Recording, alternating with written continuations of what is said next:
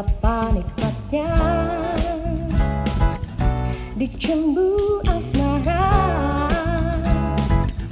bagai embun pagi yang menyentuh rerumputan. Oh cinta, akan ku berikan kaki hatimu yang damai. Cintaku gelora asmara, seindah bayung senja. Tiada ada yang kuasa melebihi indahnya nikmat bercinta.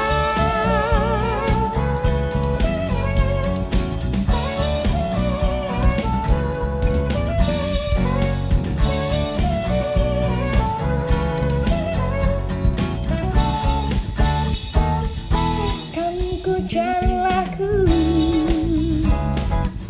bingkisan kalbuku, bagai insan dunia yang mengagungkan cinta. Betapa nikmatnya dicemburu asmara, bagai embun pagi yang menyentuh rerumputan. Oh cinta, akan ku berikan bagi hatimu yang damai.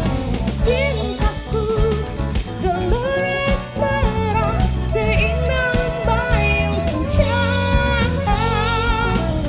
Tiada ada yang kuasa melebihi indahnya nikmat bercinta.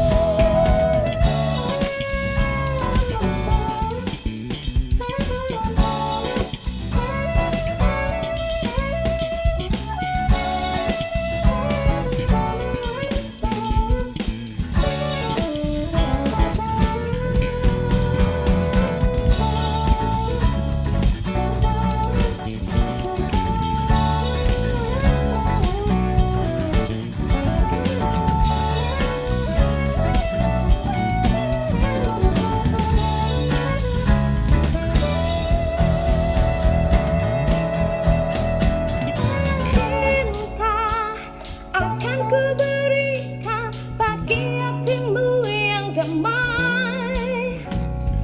Cintaku gelora asmara, seindah bayung senja. Cinta, akan ku berikan bagi hatimu yang damai. Cintaku gelora asmara, seindah bayung senja. Tiada ada yang kuasa melebihi indahnya nikmat bercinta. Indahnya nikmat bercinta. Indahnya nikmat bercinta.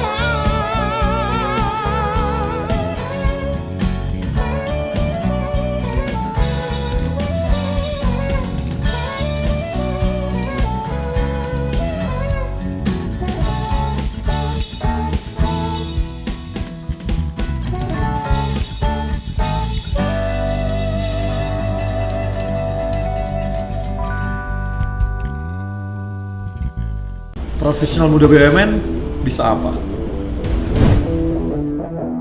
Aku siap untuk berinovasi. Aku bisa melawan arus untuk kebaikan bangsa. Aku bisa membuat perubahan. Aku bisa bekerja dengan jujur dan independen. Aku bisa memajukan bangsa dengan kreativitas. Kini saatnya profesional muda BUMN dan Indonesia mempunyai wadah untuk mengasah dan bertukar pikiran agar lebih kreatif, inovatif, dan solutif. Saksikan Indonesia Muda Club, diskusi cerdas dengan para profesional muda BUMN untuk Indonesia yang lebih baik. Selamat datang profesional muda BUMN, saya Arya Sinulinga. Selamat datang juga di episode yang ketiga dari Indonesia Muda Club. Dan kali ini kita akan dengarkan dulu VT yang akan disampaikan oleh kawan-kawan dari studio kita. Silakan.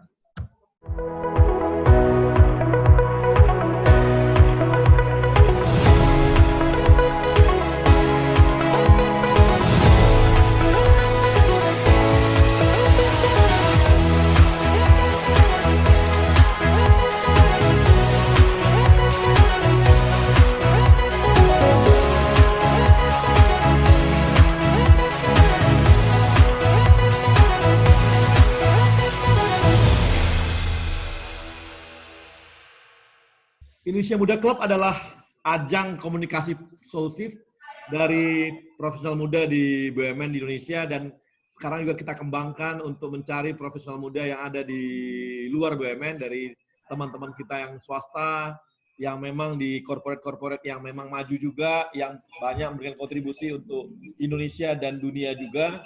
Dan kita juga akan membahas isu strategis di Indonesia Muda Club dari pandangan-pandangan teman-teman dari profesional muda, dari kalangan-kalangan milenial, dan tentunya ini akan memberikan hal-hal yang dinamis, segar, dan penuh wawasan gitu. Apalagi kita tahu bahwa kawan-kawan muda punya ruang yang lebih besar, lebih luas, jaringan lebih luas untuk melihat masalah, mencari solusi, memiliki jaringan, dan membuat mereka juga semakin matang dalam menyelesaikan solusi-solusi. Dan itulah yang akan kita hadirkan di Indonesia Muda Club. Dan untuk juga kita tahu bahwa Indonesia Muda Club ini adalah caranya kami dari BUMN untuk memberi ruang kepada mereka menyampaikan ide-idenya supaya teman-teman milenial baik BUMN maupun Indonesia bisa melihat insight-insight yang berbeda dari sisi teman-teman BUMN dan teman-teman di corporate swasta lainnya yang memang selama ini banyak memberikan dukungan bagi Indonesia gitu.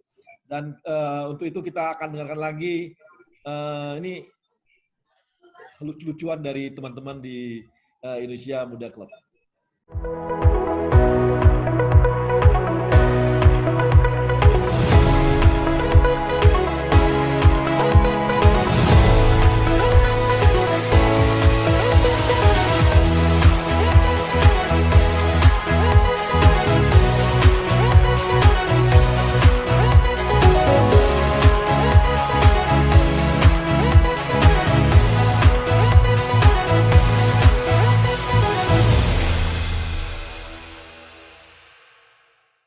Oke, baik. Kali ini kita dengan topik yang sangat menarik, bagaimana teman-teman muda menghadapi sebuah challenging atau juga menghadapi sebuah tantangan, bagaimana mereka mencapai karirnya, bagaimana hal-hal yang membuat mereka mengubah karir mereka juga ini, dan juga menambah-nambah sesuatu hal yang di luar dari karir mereka untuk menambah jaringan. Dan kita akan diskusi dengan beberapa orang-orang muda baik dari BUMN maupun dari corporate dari yang swasta yang di Indonesia. Dan kali ini ada beberapa yang hadir.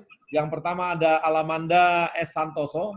Alamanda ini adalah founder atau presiden di Binar Academy. Ya, ini kabarnya adalah akademi para hacker. Nggak tahu juga bener nggak sih? Jangan bikin gosip, Bang. Oh gitu ya. Baik, kemudian juga adalah anggota tim kajian SDM Ekonomi. Kemudian pernah juga di PP People Journey dan People Culture di Gojek ya. Gitu ya Mbak Alamanda ya? VP Product and Technology juga, Bang. VP Product and Technology di Gojek. Jadi kabarnya Mbak Alamanda ini adalah orang yang pertama sekali membuat bersama teman-temannya aplikasi Gojek yang tradisional tuh, ini Mbak Alamanda yang pertama buat gitu. Tapi dikatakan tradisional juga udah modern pada saat itu gitu. Dan kemudian ada juga Mbak Christine Huta Barat. Mbak Christine ini sekarang, Alamanda juga adalah komisaris, di mana Mbak Alamanda? Mandiri Capital, Bang. Mandiri Capital. Pemuda BUMN kita ini, Bang. Berada di keluarga BUMN. Ini komisaris muda. Usia berapa, Mbak? Aduh, malu. 32, Bang. 32. Nah, masih sangat muda gitu.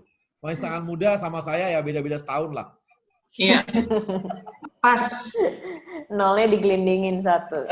Oke, kemudian ada Mbak Christine Huta Barat adalah direktur di HIN saat ini. Sebelumnya Mbak Christine juga adalah direktur perencanaan di ASDP itu loh. Kapal-kapal kalau Anda berangkat dari Merak ke Bekahuni punya. Atau kalau Anda ke Labuan Bajo itu punyanya ASDP. Kalau yang di Bali juga ya, Mbak ya? Iya, dari Bali ke Lombok itu punya kita juga, punya SDP juga. Punya SDP juga. Iya. Ini karena rasa kepemilikan sangat tinggi sehingga merasa belum bisa move on itu biasanya, Bang. Ya. Kemudian kita juga ditemenin dengan Tantra Maulana. Tantra Maulana adalah GM. Kabarnya Tantra ini sekarang posisinya adalah VP ya, senior VP di program manajemen Krakatau Steel ya. Benar, Bang Arya.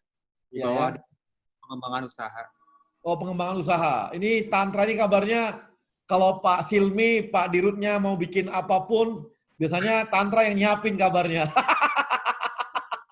Jadi behind the gun. Wow, ini behind the gun-nya Pak Silmi ini jangan-jangan Tantra ini kan gitu ya. Jadi banyak support dari teman-teman juga. Oh ya, banyak. Ini gaya takut dilihat Pak Silmi. Ini apa nih Tantra ini belagu amat.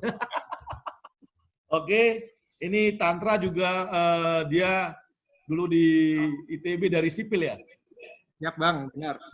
Oh ya, dia junior saya juga pernah, tapi belum pernah saya pukulin, belum. Dulu dia di sipil biasanya dipukul-pukulin, nggak pernah dipukul. Kemudian, nah ini ada tamu kita juga dari corporate swasta ya. Ada Vero Veriska. Vero ini adalah dari, sekarang ini posisinya adalah World Senior Program di Microsoft. Ya, Vero. Iya, Bang. Nah, dan dia juga adalah Presiden IDN Next Leader Foundation. Ini adalah satu lembaga yang mencari dan membuat kolaborasi buat jaringan anak-anak muda yang diharapkan menjadi next leader-nya Indonesia ke depan. Udah berapa orang, Vero, yang ada di jaringan ini? 6 bulan kita udah ada 4.867.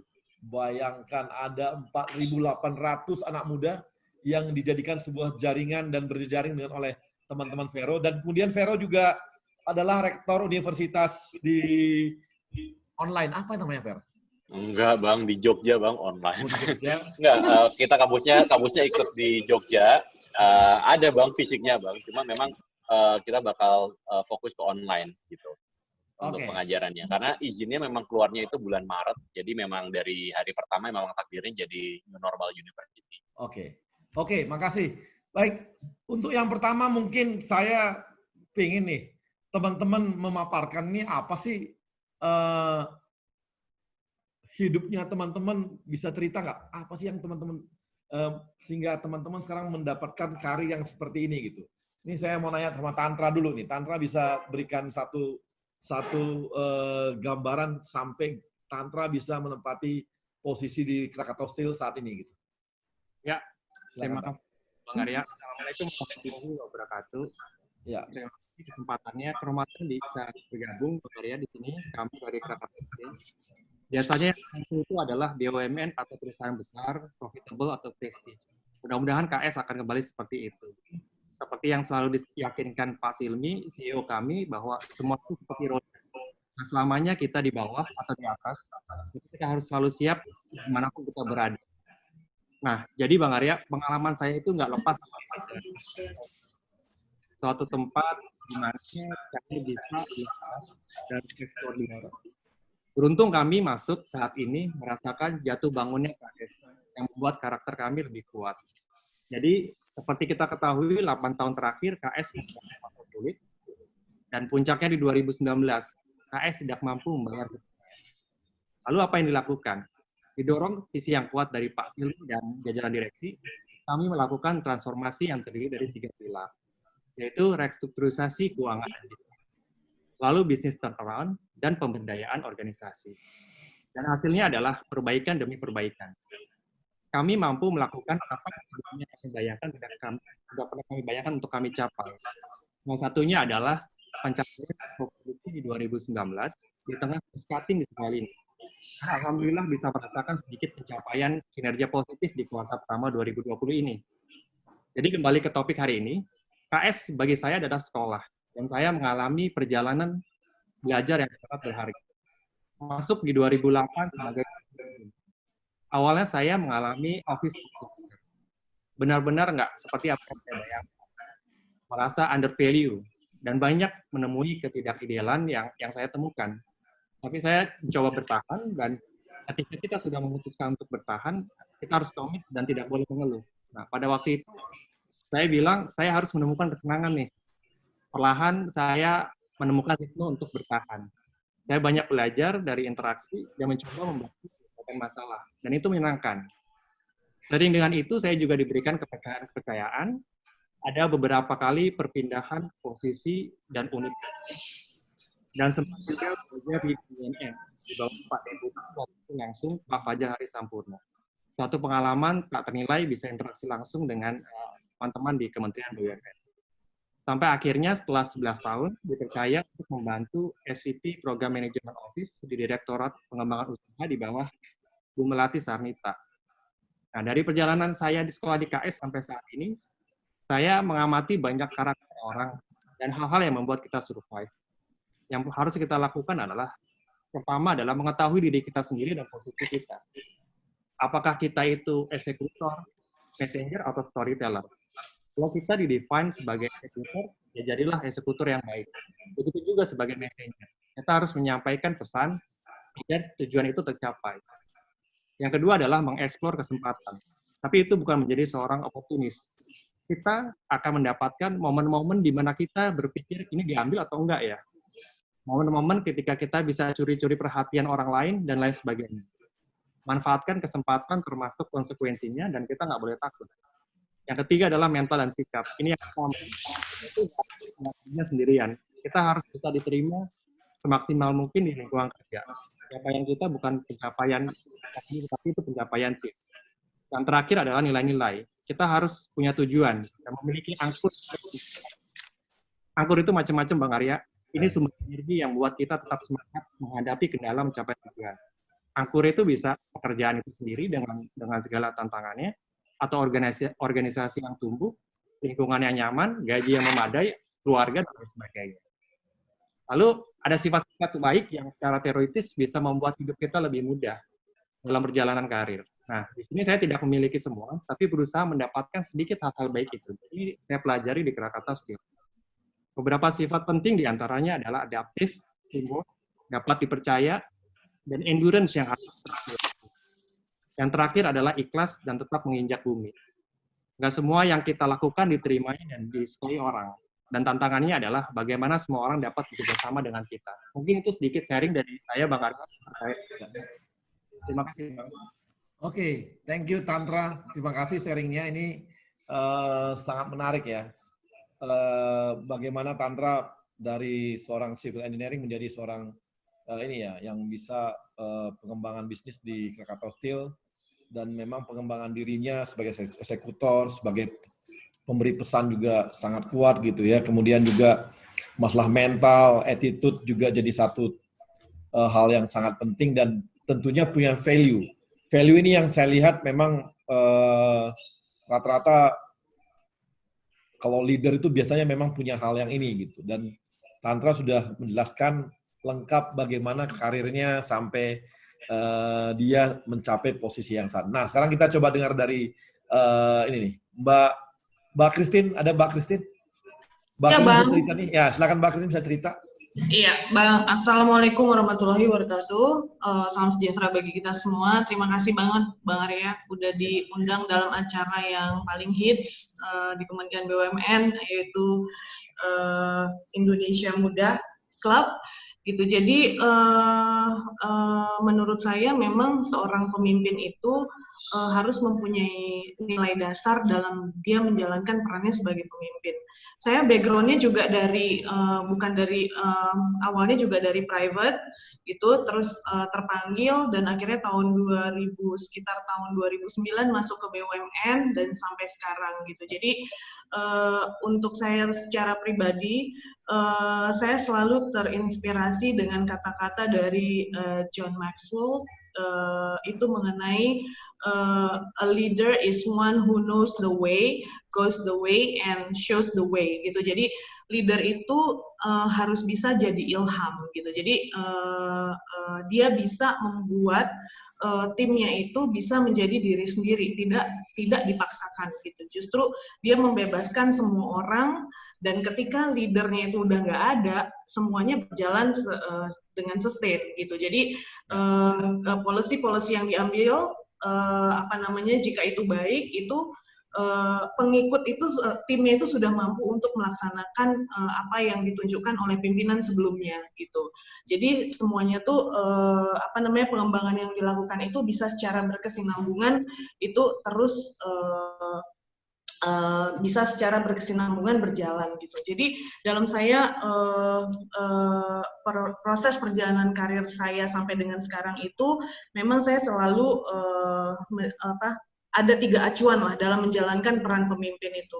Jadi ada outcome oriented, di mana kita itu sebagai pemimpin itu harus terus-menerus memperbaiki proses secara berkesinambungan. Jadi bagaimana kita menemukan titik optimum dalam satu proses yang efisien gitu. Terutama di BUMN ya Bang Arya gitu. Jadi ini memang PR kita bersama supaya kita bisa menjalankan proses bisnis itu secara efisien. Dan COVID itu pandemi ini itu membuat kita belajar tentang hal ini gitu. Lalu relationship establishment itu bagaimana kita membentuk hubungan dengan stakeholders. Again, kita nggak bisa jalan sendiri-sendiri kemanapun, dan komunikasi itu adalah hal yang penting sekali gitu. Lalu juga bagaimana kita people focus itu komitmen kita untuk mengembangkan terus mutu atau kualitas SDM kita, di mana ini juga menjadi program Pak Presiden untuk menciptakan SDM yang unggul. Lalu dalam menjalankan acuan ini, yang tadi saya sampaikan mengenai outcome oriented ini, ada achievement orientation, ada continuous learning, di mana semuanya ini tuh sebenarnya bagaimana kita mencapai sasaran yang diperlukan, kerja keras, cerdas, dan berkomitmen agar semua individu itu dapat mencapai tujuan. Jadi mampu membuat rencana pengembangan diri dan menentukan skala prioritas apa sih yang dikerjakan duluan gitu. Continuous learning juga kita bicara mengenai inovasi. Jadi kalau misalnya ada yang muda-muda millennials, biasanya mereka ideasnya itu fresh gitu. Jadi gimana kita selalu berinovasi, menentang asumsi lama, lalu menemukan cara-cara baru yang unik supaya proses bisnis kita dapat berjalan lebih update lagi. Lalu kita terbuka mencari umpan balik selalu, dan terus berproses untuk menyesuaikan diri gitu. Lalu juga ada di relationship establishment ini, tentunya ini stakeholders management, communication, yang karena background saya juga di ASDP Indonesia Fair itu saya sempat menjadi corporate secretary selama 7 tahun Bang. Jadi communication, relationship establishment ini memang menjadi hal yang sangat penting, apalagi seperti pandemi seperti sekarang ini kita tetap harus menunjukkan eksistensi perusahaan kita, tempat kita bekerja gitu. Jadi banyak hal sebenarnya yang bisa kita lakukan untuk memetakan kembali bisnis-bisnis kita gitu. Lalu yang people focus ini adalah tentunya bagaimana kita membangun trust dengan karyawan, lalu membangun kolaborasi, lalu membangun yang namanya performance gitu. Jadi sebenarnya bisa dikatakan pandemik ini kita justru jadi sangat produktif kalau menurut saya, karena kalau misalnya kita ke kantor sehari kita cuma bisa meeting 2-3 gitu.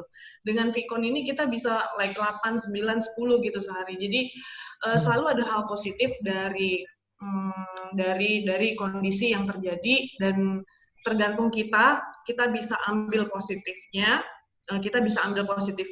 Untuk kepentingan kita secara personal dan juga kepentingan perusahaan. Itu Bang, terima kasih. Oke, makasih Mbak Christine. Ini saya dulu waktu di TB masih muda itu latihan LKO itu ya, selalu ada kalimat seperti itu ya. Belajarnya begini, who is a leader? Nah, itu knows the way kan gitu ya. A leader is one who gitu ya. Ini dulu yang awal-awal sekali nih kalau belajar mengenai kepemimpinan. Knows the way, goes the way, and shows the way gitu. Artinya iya, itu keren banget sih Bang, keren banget karena karena masalahnya itu adalah ketika leadernya udah pergi, biasanya nggak jalan lagi gitu. Tapi kalau misalnya kita ikutin itu, ketika leadernya siapapun dan dia udah pergi pun itu tetap jalan gitu. Ya, makasih Mbak. Oke Mbak, nah sekarang kita masuk ke Vero nih. Nah, ayo Ver, gimana nih sampai karir yang sekarang ini kira-kira apa yang Vero alami gitu dan bisa cerita-ceritakan untuk teman-teman profesional muda di BUMN nih. Oke, tadinya gue nyiapin slide juga sih Bang, cuma karena suruh cerita, akhirnya gue tadi WhatsApp, biar nggak usah pakai slide lah, kita cerita aja. Jadi mungkin kalau aku reflect mungkin ya Bang ya, ada 4 kali ya. Pertama adalah find your why, alasan kenapa kita ngelakuin apa yang kita lakuin itu apa. Jadi gue kasih background dulu. Gue tuh lahir di Pekalongan. Bokap gue meninggal waktu gue umur 1 tahun. Nyokap gue gedein gue sendirian.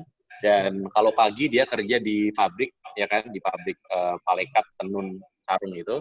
Kalau malam dia jahit, jual-jual apalah kayak gitu. Nah dari situ gue benar-benar ngeliat kayak, gue yang yang gue inget itu adalah gue nanya ke nyokap gue, Mah, aku bisa bantu apa kayak gitu. Terus satu hal yang gue bilang, udah kamu gak usah bantu, kamu sekolah aja yang pintar kayak gitu. Biar hidupnya kita enak. Oh ya udah. Cuma itu doang kata-kata itu yang gue ingat seumur hidup gue. Oke. Jadi my why itu adalah ngebahagiain nyokap gue kayak gitu. Jadi memang kenapa gue pingin sekolah yang tinggi sampai S2 segala macam, karena gue pingin selama nyokap gue hidup, gue pingin dia ngelihat gue kayak bangga gitu. Jadi karena kalau kita di Muslim Bang, doa orang tua terutama ibu itu tuh bertahan paling lama, dan jalan kita tuh gak bakal gampang kalau misalnya yang doa itu ibu gitu. Dan gue ngerasa sendiri sih bahwa apa yang terjadi dalam hidup gue itu alhamdulillah gampang, karena kenapa sih? Menurut gue sih karena nyokap gue doa buat gue terus insya Allah tiap hari kayak gitu. Mungkin itu satu. Yang kedua adalah gue tuh dulu S1 di UGM, itu gue ambil elektro tapi konsentrasinya IT ya, jadi programming gitu. Jadi gue memang udah belajar programming sebenarnya dari kelas 2 SMP, memang gue suka komputer gitu. Nah, terus tapi waktu lulus S1, gue ditawarin masuk Microsoft waktu itu, Microsoft Indonesia. Role-nya adalah marketing, Bang, marketing manager gitu. Nah, gue kan bukan orang marketing ya, S1 gue kan komputer gitu. Terus gue nanya sama nyokap, Mah, gimana? Ditawarin masuk Microsoft, perusahaannya oke, tapi marketing. Aku nggak ngerti marketing sama sekali. Nah, ini kata-kata kedua yang gue ingat. Kalau kamu udah ngerti komputer, ngapain kamu belajar dan kerja komputer lagi? Kamu tuh ngerjain kamu nggak tahu kayak gitu. Oh gitu ya. Ya udah, gue ngambil lah pekerjaan marketing itu. Dan dari situ lesson learn kedua adalah mau coba hal baru dan keluar dari zona nyaman. Sebenarnya bukan keluar dari zona nyaman sih, tapi gue lebih suka kalimatnya adalah mengembangkan zona nyaman. Karena zona nyaman tuh jangan ditinggalin, tapi kita kembangin gitu. Kalau dulu kita cuma bisa computer science, mungkin kita belajar tentang bisnis side-nya, kita belajar tentang marketingnya, jualannya, dan seterusnya. Nah, terus tahun 2012 itu ada momen juga tuh 2012 itu. Jadi ceritanya Bang, waktu itu gue harus jadi pembicara di Cikarang. Jakarta ke Cikarang kan Abang tahu ya, jauh banget ya Bang. 1 jam, 2 jam itu pakai taksi, capek banget. Pulang-pulang dari Cikarang itu gue udah jam 8 apa setengah 8 masih Jakarta. Gue ditelepon sama salah satu director di Microsoft, ceritanya dia mau closing salah satu deal. Terus closing salah satu deal terkendala percakapan tentang teknologi kayak gitu. Dan memang waktu itu yang ngerti tentang produk itu cuma gue. Sebenarnya gue nggak ada urusannya sama produknya dia, nggak ada urusannya sama sales itu. Kalau dia salesnya close pun gue nggak dapat komisi juga anyway. Tapi gue ngeliat jam, aduh udah capek, 7:30. Tapi di mana Pak meetingnya? Oh di Plaza Senayan, Fer. Terus posisi gue waktu itu di Semanggi. Oh yaudah Pak, gue meluncur ke sana. Jam 8, 8:30 gue nyampe Plaza Senayan. Terus gue present segala macam di restoran gitu. Terus selang 2 minggu gue baru dengar bahwa oh deal-nya close. And it's a big deal sales waktu itu. Nah, yang menarik adalah selang 1 bulan apa 2 bulan gitu, si director yang sama itu datengin gue. Fer, gue punya temen di Singapura, regional director. Dia lagi nyari technical sales, dan dia udah interview orang dari Bangkok, dari Filipina segala macem, belum ada yang nyantol. Lu mau nggak gue rekomendasiin untuk untuk posisi ini? Oh boleh Pak, kayak gitu. Direkomendasi lah gue, interview, 2 kali interview, alhamdulillah masuk Bang, kayak gitu. Itu 2012, berarti gue 2 tahun kerja di Microsoft Indonesia, alhamdulillah gue bisa promote ke Asia Pasifik. Rata-rata orang butuh 7 tahun sampai 10 tahun. Nah, lesson learn yang kedua di dalam hidup gue adalah kita harus bantu orang. Kita harus bantu orang dengan apa yang kita punya, kayak gitu. Meskipun itu nggak nguntungin kita, doesn't matter, pokoknya bantu aja. Karena hidup ini tuh nggak berjalan sesuai kontrol kita kan. Kita tuh tugasnya cuma nanam karma baik, biarin aja itu balik ke kita dari arah yang kita nggak duga, kayak gitu. Jadi itu lesson learn kedua. Terus juga gue fast forward mungkin sekitar tahun 2019 gitu ya. Oh ya by the way, untuk yang masalah bantu orang itu juga kalau gue pikir-pikir ya, gue bisa promote ke Asia Pasifik 2 tahun itu karena gue bantu si director itu. Terus gue bisa pindah ke IBM, nge-lead Southeast Asia juga dibantu rekomendasi salah satu orang yang pernah gue bantu, gue inget-inget lagi. Ternyata waktu gue promosi sekarang di posisi worldwide, itu juga ternyata karena gue pernah bantu salah satu orang juga, akhirnya dia rekomend gue. Jadi karir gue itu Bang, kalau gue lihat, kalau kita bicara orang pinter ya, di Microsoft tuh banyak yang lebih pinter dari gue. Banyak banget. Dan ini isinya orang pinter semua. Tetapi, kenapa sih kalau gue pikir-pikir, kalau gue tanya, kenapa sih kok gue bisa di posisi ini? Satu hal karena ya karma aja sih sebenarnya, karma baik yang insya Allah gue tanam di masa lalu, kayak gitu. Jadi, bantu orang itu penting banget. Dan yang terakhir adalah menurut gue sih, mau dengerin ya. Mau dengerin. Dalam arti gini, ini adalah lesson learn yang gue pelajari banget ketika tahun 2019, bulan Maret sampai bulan Oktober 2019, gue tuh ikut Pak Bambang Brojo. Bambang Brojo itu waktu itu Menteri masih Bappenas, Bang. Nah, gue ikut beliau. Awalnya sih cuma nulisin ini doang, Bang. Nulisin speech. Jadi, pidato-pidato dia, beberapa gue yang nulis, kayak gitu. Karena memang gue suka nulis, kan. Dan dia pingin, Fer, kata-katanya tolong dibikin yang menyentuh dong. Oh, yaudahlah. Gue kan suka yang kata-kata kayak gitu. Nah, gue bantuin dia.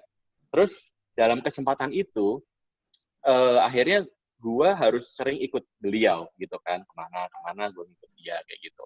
Nah dari situ gue bener-bener belajar satu hal sih, how to get things done in Indonesian context. Karena gini, selama karir gue nggak pernah kerja di perusahaan Indonesia, perusahaan lokal nggak pernah. Dan ini pertama kalinya gue istilahnya langsung nyebur ke kementerian yang waktu itu Bappenas gitu. Di situ ternyata untuk get things done kita nggak bisa pakai mentalitas Amerika kita nggak bisa pakai cara Amerika kita untuk minta tolong orang atau nge-push orang. Di Indonesia tuh ternyata ada caranya sendiri, di mana kita harus merendah untuk mengangkat. Artinya apa? Kalau kita mau minta tolong, benar-benar kita harus benar-benar mendem jero tuh kalau orang Jawa bilang, harus benar-benar kayak nunduk gitu. Nanti orang akan buka jalan kayak gitu. Oh, dari situ saya belajar.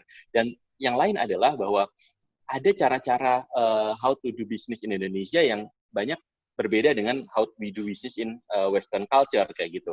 Dan disitulah nasihat Pak Bambang ke saya waktu itu adalah, Fer, pokoknya saya tahu kamu nggak pernah kerja di lingkungan lokal, lingkungan Indonesia, tapi satu hal yang saya pesan ke kamu adalah kamu harus mau dengar. Udah, kamu jangan ngomong, kamu dengar. Kamu jangan ngomong, kamu dengar. Orang ngomong apa, kamu kerjain. Siapa? Kayak gitu. Ternyata benar. Makin kita ngomong, makin nggak beres nih urusan. Tapi makin kita dengerin orang, ikutin aja mainnya, ternyata malah beres kayak gitu. Jadi itu sih yang saya pelajari, dan itu juga ketika gue jadi rektor per tanggal 11 Juni kemarin, satu hal adalah namanya rektor ini kan institusi pendidikan itu kan udah established selama puluhan tahun ya Bang ya, dan udah banyak orang-orang tuanya di situ. Jadi strategi gue adalah pasti kalau misalnya kita mau melakukan modernisasi, kita nggak bisa pakai orang-orang lama. Kita harus masukin orang-orang baru ya kan, orang-orang yang gesit, yang canggih, yang lincah-lincah gitulah. Tetapi saya mikir, ingat pesannya Pak Bambang tadi, pokoknya adalah dengerin. Saya lihat, ternyata memang mereka punya sentimen kebanggaan terhadap masa lalu. Fine, nggak apa-apa. Akhirnya yang saya lakukan adalah, tim saya yang baru ini saya masukkan, tetapi berada di bawah direct report-nya dari yang orang-orang lama. Dengan begitu, orang lama merasa terayomi, terfasilitasi, orang baru merasa bisa melakukan apa yang dia lakukan. Saya pesan kepada teman-teman kita yang muda-muda ini adalah, ketika kamu doing great thing, always give the credit to that senior people. Please do that. Ternyata ketika mereka melakukan itu, nggak ada friksi, Bang. Nggak ada friksi, kayak gitu. Karena orang itu sebenarnya kalau di budaya barat kan gini ya, kalau gue yang kerja, ya gue yang dapat kredit. Tapi di Indonesia jangan kayak gitu. Hujan itu harus merata. Maksudnya apa? Kalau kita sendiri yang maju, nggak bisa di Indonesia. Semua orang tuh harus maju. Semua orang harus dibikin maju. Dan kadang kita harus berbagi kredit dengan orang-orang lain. Dan mungkin kadang orang-orang itu nggak kerja maksimal, nggak apa-apa. It doesn't matter. Selama orang-orang itu merasa terfasilitasi dan merasa bahwa kita bukanlah ancaman. Dan itu sih yang gue benar-benar pelajari, Bang. Jadi satu adalah kita cari tahu apa sih yang memotivasi kita. Buat gue itu ibu gue. Kedua adalah mau coba hal baru. Kalau kita udah tahu sesuatu, ya nggak usah ngerjain itu lagi, kita kerjain hal yang baru supaya kita bisa mengexpand zona nyaman. Ketiga, bantu orang dengan apa yang kita bisa punya, apa yang kita tahu. Dan terakhir adalah mau denger. Karena menurut gue, orang pinter banyak banget, tapi orang humble itu dikit banget. Gitu sih, Bang. Oke, makasih Vero. Saya sih nggak nyangka ya, Vero ini ternyata, saya kira Vero ini anak orang kaya gitu loh. Asik, Gayanya, apa dah? gitu. Kalau kata Alamanda kan tampangnya ini, Bang, tampang veteran, Bang. Pernah ini gitu, pernah lihat, nih pasti anak muda orang kaya nih, bapaknya kaya banget gitu. Aduh, enggak, Bang. Ini menarik gitu, menarik dari Vero, menarik ini. Baik, dan ini ya, filosofisnya dengan dunia yang Microsoft-nya ternyata filosofis Indonesia sekali gitu, untuk bisa maju di, padahal dia kerja di ini ya, di corporate asing yang cukup cukup inilah gitu ya, sangat asing banget lah, Amerika banget gitu. Tapi ternyata saya reportnya langsung alhamdulillah ke US, ke US, Bang. Cuma gini, saya yang pelajari gini, kan kita harus standing out of the crowd, ya kan? Artinya kita intinya harus beda aja gitu. Saya ngelihat semua orang, kalau kita tahu lah kultur Amerika kan very outspoken dan segala macam kayak gitu. Dan everybody taking credit for themselves gitu. Nah, saya pakai budaya Jawa saya, yaitu adalah mikul dhuwur mendem jero. Artinya adalah bos saya pokoknya harus naik. Ya, ini UGM banget lah, pokoknya gitu. UGM banget. Orang Jogja gitu, banget jadi, ini. Tan, itu lu harus belajar banget tuh. Jangan lu gaya ITB yang belagu itu. Ini gaya UGM bener nih. Aduh, gitu Bang. Tapi ternyata malah kayak gitu malah work. Ini Jogja banget ini. Jangan bawa gaya ITB yang sok belagu dan sok jago itu selalu. Harus belajar dari orang gitu. Beda banget gitu. Oke, sekarang kita ke Alamanda. Saya ingin tahu nih, Alamanda kira-kira gimana nih sampai Alamanda sampai di posisi yang sekarang, dan apa saja sih yang Alamanda lakukan gitu. Silakan Alamanda. Iya Bang, oke, terima kasih banyak Bang Arya dan teman-teman semuanya. Perkenalkan dulu, nama saya Alamanda, seringnya dipanggil Ala, my short name. And then Ala ya? Ala. Mohon maaf nih kalau agak-agak tengah-tengah gitu English ya. Indonesia. Terus iya saya bermula dari dunia digital lah ya, dari 14 tahun emang saya udah suka coding Bang Arya. Terus terus abis itu masuklah nih ke dunia teknologi gitu, dan I fell in love with technology, and akhirnya waktu saya masuk kuliah itu pas bapak saya kena stroke yang kedua, akhirnya yang namanya ekonomi keluarga jatuh banget, jadi di situ saya harus struggle banget hidup dari bawah, dari dulunya mungkin di atas banget, terus tiba-tiba mesti balik ke titik nol bahkan minus gitu, dan di situ harus benar-benar cari uang sendiri gitu untuk kuliah dan untuk makan gitu. Dan ya dari sana, tapi karena kejadian itulah akhirnya saya banyak banget belajar, yang tadi saya bilang kayak mungkin saya kuliah di BINUS tapi kebanyakan kuliahnya tuh di jalanan gitu, karena waktu dulu yang ngajar anak SMP SMA untuk bertahan hidup lah gitu. Terus akhirnya saya bikin perusahaan saya pertama kali itu waktu umur 21 tahun, perusahaan teknologi. Dan tapi waktu itu saya ngelihat kayak, aduh kayaknya saya masih muda banget untuk jadi entrepreneur, dan akhirnya saya mutusin untuk saya mau kerja sama orang, dan disitulah saya ngebangun karir. Dari waktu itu saya masuk ke perusahaan yang kecil banget, tapi bos saya tuh baru pulang dari Silicon Valley, and I thought I can learn from him gitu. Akhirnya Dari situ terus saya sempat di berrybenka.com, di Kartuku, dan terakhir saya di Gojek. Dan ya Gojek cukup merubah hidup saya banget karena waktu di sana saya benar-benar belajar bahwa kita tuh jangan bekerja tapi berkarya. Karena di saat kita berkarya, kita tuh bukan tujuan utamanya bukan untuk memperkarya diri sendiri, tapi memberikan banyak impact untuk orang lain yang akhirnya impact itu lama-lama balik juga ke kita gitu.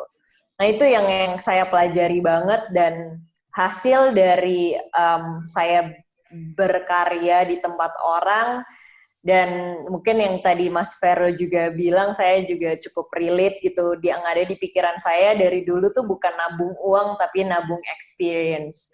Saya dikasih kerjaan apapun sama bos tuh, saya iyain, sampai akhirnya experience saya mungkin jauh lebih banyak daripada uang saya gitu kan.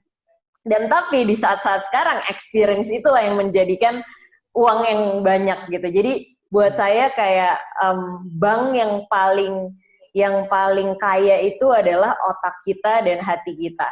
Bank itulah yang bisa mengenerate uang sangat banyak sebenarnya. Jadi tabung experience, tabung ilmu, dan tabung ilmu juga untuk hati kita gitu. Itu mungkin sedikit ya dari perjalanan hidup saya. Dan sejak keluar dari Gojek, saya ngebangun sekolah namanya Binar Academy.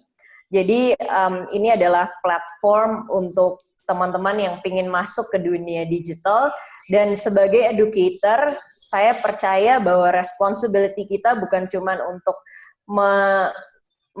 memintarkan anak-anak kita, tapi juga bagaimana benar-benar improving their life by connecting graduates kita itu ke dunia kerja gitu. Jadi kita bukan cuma nyekolahin mereka, tapi saat mereka lulus kita connect sama partner-partner kita yang membutuhkan digital talent.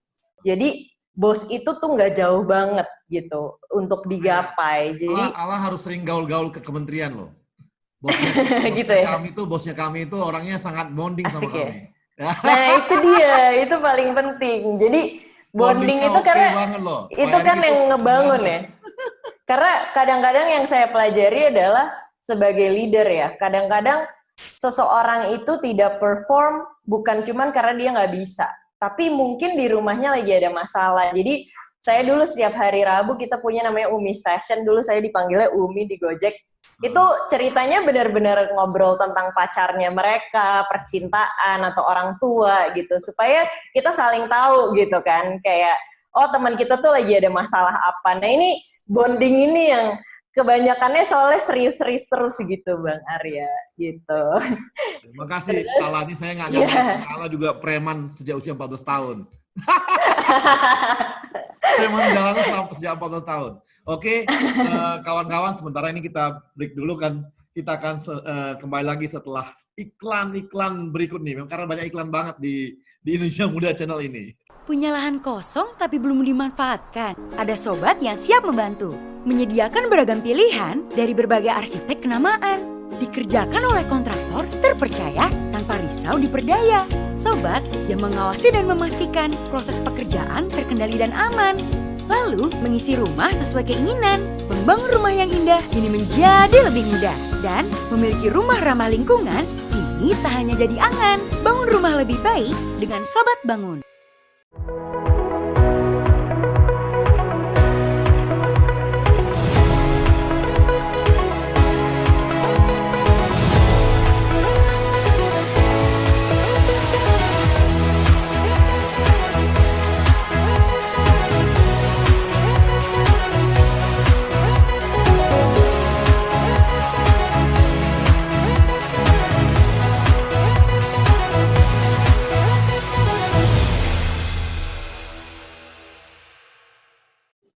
Baik, kawan-kawan profesional muda BUMN, kita akan kembali lagi di Indonesia Muda Club, dan kita kembali ke teman-teman kita yang ada di sini, 4 narasumber yang sangat menarik.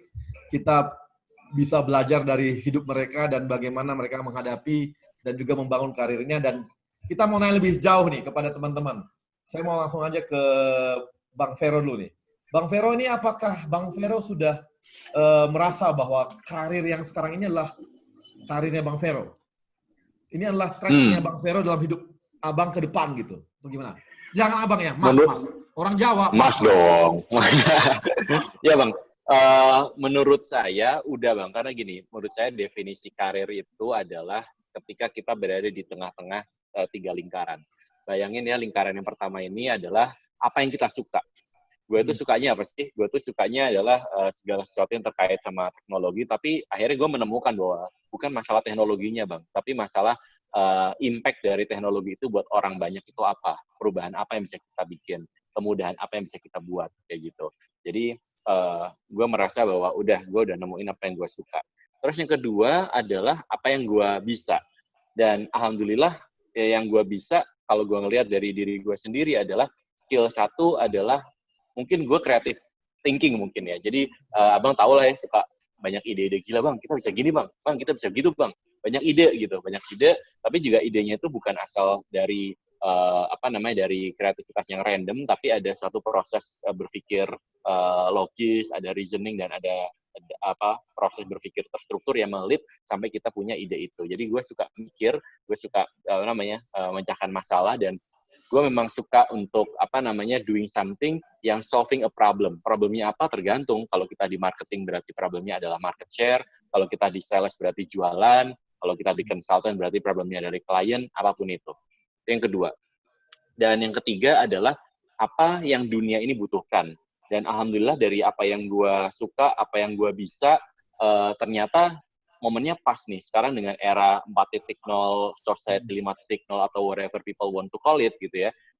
Itu yang dibutuhkan adalah skill teknologi dan skill untuk berpikir kritis. Dan ternyata skill yang gue punya, apa yang gue suka ternyata kepake di situ. Nah, dengan begitu alhamdulillah gue sekarang berada di tengah-tengah tiga itu bang. Apa yang gue suka, apa yang gue bisa, dan apa yang dunia ini butuhkan, sehingga ya gue merasa beruntung lah.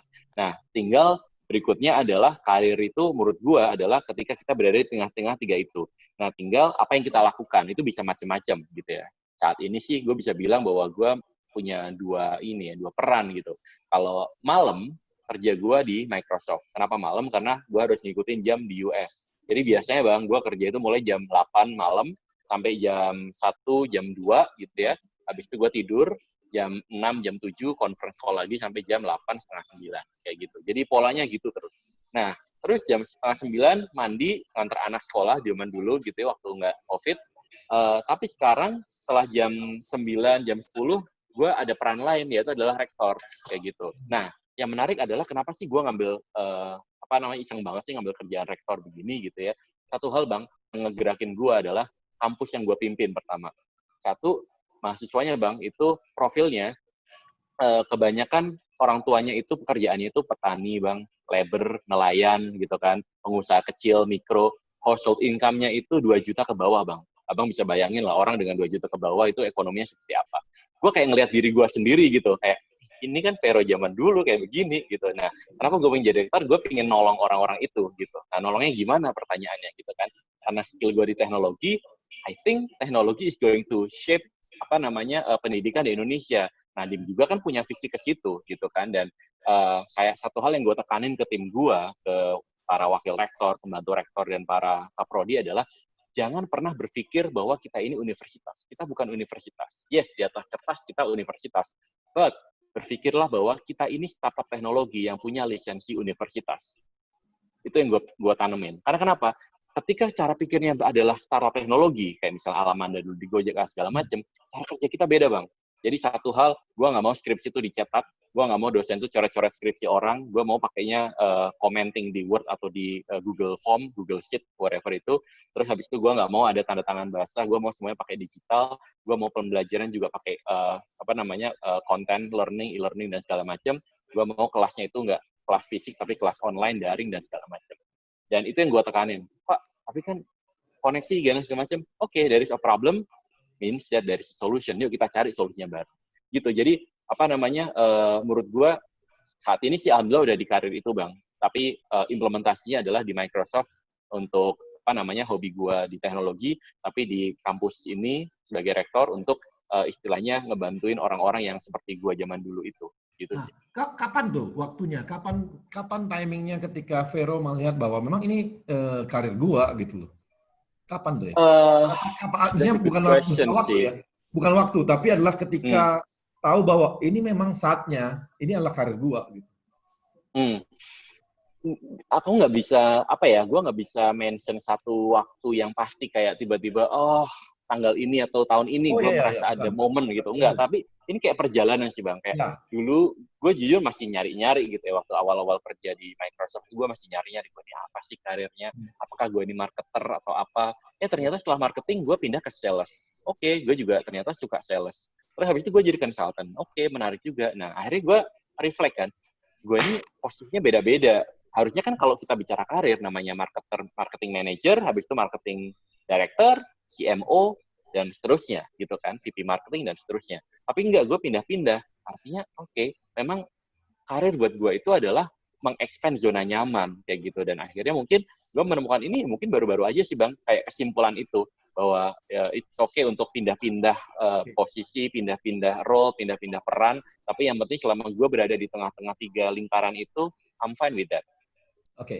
Oke, makasih Vero. Nah, ini Mbak Christine kan dulu kalau jalan karirnya di marketing, kemudian pernah jadi Korsek, kemudian di direktur bagian pengembangan bisnis, gitu ya.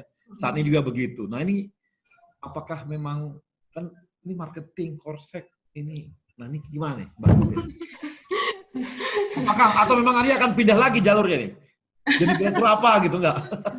Oke Bang, iya betul Bang. Jadi dalam perjalanan karir saya itu dulu pertama-tama itu manajemen trainee di sebuah private company, itu memang di otomotif, itu di sales and marketing gitu. Lalu setelah itu masuk ke perkebunan sawit pernah, lalu pernah di properti juga, sempat di bank juga gitu. Di properti cukup lama, lalu masuk ke transport. Masuk BUMN itu transport, itu ASDP, itu jadi business development dulu Bang. Business development dulu, lalu di corporate secretary cukup lama, setelah itu jadi direktur pelayanan. Jadi waktu itu memang pada tahun 2017 itu adalah titik balik lah sebenarnya. Jadi kita tuh benar-benar ingin membuat industri perferian itu menjadi handal dan modern gitu Bang. Jadi memang PR-nya sangat banyak. Bayangin aja industri kapal dan pelabuhan yang sangat keras gitu, dan image-nya keras terus nggak aman gitu ya Bang. Gitu. Nah ini kita harus membuat satu experience gitu terhadap memang kalau ferry itu ada penumpangnya, ada barangnya gitu. Jadi kalau untuk penumpangnya ini yang kita ciptakan waktu itu adalah gimana sih supaya ada experience nyebrang itu pakai rasa gitu. Jadi nggak cuman nyebrang yang penting selamat ya, nyebrang Merak Bakahuni gitu. Jadi gimana caranya kita bisa membuat itu jadi experience, dan kita tuh benar-benar petakan pada saat itu Bang, bagaimana kita membuat touch point. Itu kalau nggak salah ada 70-80 touch point yang kita sentuh dari pada saat penumpang itu datang ke pelabuhan, lalu di pelabuhannya, lalu naik ke kapalnya, lalu setelah meninggalkan pelabuhan, itu benar-benar titik demi titik itu kita buat sampai hari ini paling nggak industrinya udah lumayan modern lah gitu. Wah ini perempuan sekali ya. Ada experience di semua tempat itu kan sampai 80 titik loh. Kalau tadi 5 titik oke lah, ini 80 titik. Kalau bukan perempuan, laki-laki nggak mungkin itu bikin sedetil itu, nggak mungkin banget. Iya, lalu bagaimana juga kita bisa mencoba memisahkan antara passenger dan logistik gitu supaya lebih peradabannya lebih meningkat lah gitu. Dan memang PR-nya itu akan selalu ada gitu ya. Masih sudah yang dilakukan sudah, tapi masih banyak juga yang belum dilakukan gitu. Lalu setelah itu dari direktur pelayanan itu ke perencanaan juga Bang gitu. Jadi di situ saya sempat menemukan bahwa kayaknya saya seneng banget di business development gitu. Tapi kalau BUMN mananya kan nggak bisa pilih Bang, karena kita penugasan. Agak beda sama yang tadi gitu. Jadi saya nggak bisa jawab masalah perusahaan mana sih yang membuat kita tuh sudah ini duniaku gitu. Ya, Mbak Christine sekarang udah merasa dunianya nggak ini yang dikerjakan sekarang ini? Sekarang kebetulan ini belum 2 minggu, jadi baru pindah ke Hotel Indonesia Natur. Ada kemiripan nggak? Ada kemiripan nggak? Beda banget Bang. Yang satu transport, ngurusinnya. Tapi sama-sama hospitality kan? Sama-sama hospitality, dan memang passion saya itu Bang adalah pembenahan infrastruktur gitu-gitu, terus transport, terus udah gitu bagaimana, tapi gini Bang, intinya dimanapun perusahaannya gitu, intinya yang saya ingin memberikan manfaat yang paling optimal dari seluruh sumber dari diri saya gitu. Jadi dikala yang pertama saya bisa memberikan energi yang selalu positif terhadap lingkungan, karyawan, itu saya happy banget gitu. Jadi maksudnya saya bisa mampu mengarahkan tim menuju tujuannya gitu. Jadi energi positif itu kita sangat perlu banget gitu hari-hari, setiap hari gitu. Lalu saya juga bahagia banget jika saya bisa mampu memberikan energi saya ke tim gitu. Jadi kira-kira sehingga tim saya itu kinerjanya itu bisa optimal dan tujuan perusahaan itu tercapai dengan cepat gitu. Lalu yang suka menjadi hambatan juga itu adalah yang mudah-mudahan nanti saya bisa aplikasikan di PT HIN itu adalah ketegasan. Jadi ambil keputusan dengan cepat gitu Bang, karena pelin-pelan itu akan menghambat gitu, sangat menghambat. Lalu yang keempat, eksekusi ini saya juga melihat masih cukup lemah karena agak beda dengan private. Memang karena BUMN ini kan memang kita ada proses birokrasi yang kita bisa persingkat, tapi kita juga tidak bisa hilangkan Bang, karena ini pertanggungjawaban kita adalah mengelola kekayaan negara, kira-kira gitu. Jadi emang benar-benar kayak tadi Mbak Ala singgung mengenai rapat banyak gitu ya. But sometimes tuh kadang-kadang ya kebanyakan juga nggak baik gitu, tapi memang benar-benar ada fungsi yang bertanggung jawab terhadap atas keputusan yang akan kita ambil gitu sih. Jadi kalau untuk membuat proses itu jadi efisien, saya setuju banget gitu.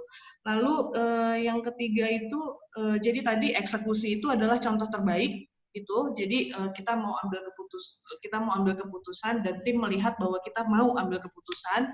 Lalu juga yang terakhir itu adalah passion. Jadi passion itu adalah bahan bakar sebenarnya. Jadi bahan bakar semangat gitu supaya seorang leader itu mampu mampu bekerja dan memotivasi timnya sehingga tujuan yang ingin dicapai itu bisa berjalan dengan cepat. Jadi intinya dimanapun perusahaannya, karena ini adalah penugasan, setiap hari belajar nomor satu, karena never ending story, bahwa kita memang dilahirkan untuk setiap hari untuk terus belajar. Lalu kedua, mengevaluasi diri, karena kalau misalnya kita nggak mau berubah, nggak mau berubah, dan kita tetap pada view kita sendiri sebagai manusia gitu, kayaknya akan mati gitu. Jadi berubah atau mati gitu aja. Lalu yang ketiga, optimis dan antusias, karena ini penting. Optimisme itu adalah energi positif juga, dan antusias itu juga sangat penting untuk meng-empower tim kita untuk cepat lari menuju goals yang sudah ditetapkan di awal. Gitu sih Bang. Oke, makasih Mbak Christine. Nah, Tantra gimana Tan? Udah yakin lo di KS terus nih? Atau gimana nih? Ngurusin baja-baja itu semua gitu.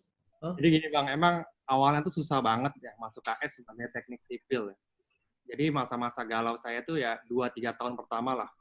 Pertama itu yang paling susah ngerasa under value. Itu yang saya rasakan. Tapi terus abis itu saya coba nemuin ritme nih untuk kerja di KS. Saya harus memutuskan saya tuh harus pindah atau tetap. Dan saya udah memutuskan saya komit untuk lanjutkan di KS. Dan saya itu udah ketemu angkurnya. Tadi saya bilang angkurnya atau sumber energi. Nah, kata Bu Christine tadi yang cantik kan bilang itu passion bahasanya, passion atau bahan bakar. Nah, KS Kamu itu banyak. bilang-bilang cantik aja nih. Nggak ada hubungannya ya.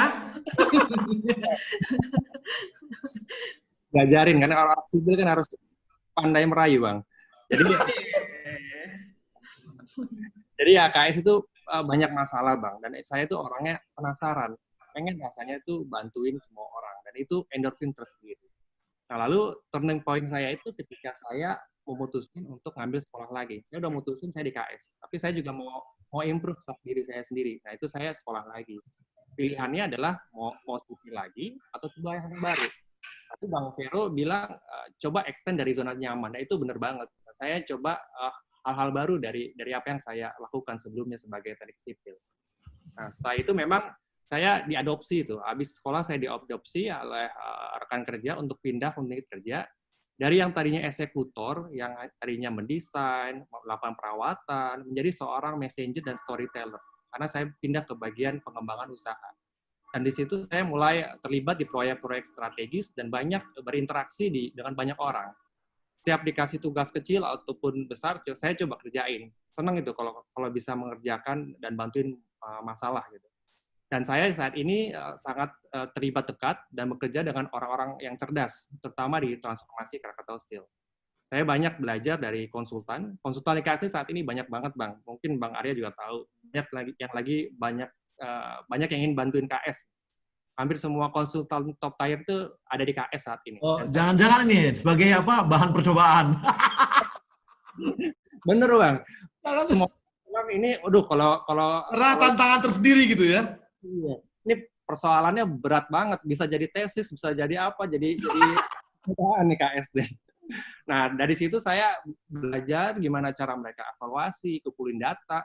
Yang penting itu yang saya pelajari adalah problem solving. Gimana ngebuat sesuatu yang kompleks itu jadi simple. Nah, setelah itu saya mulai itu dekat dan memberikan support kepada BOD terhadap dukungan kajian-kajian, penyelesaian masalah. Dan organisasi kami juga sekarang udah mulai berubah, terutama budaya.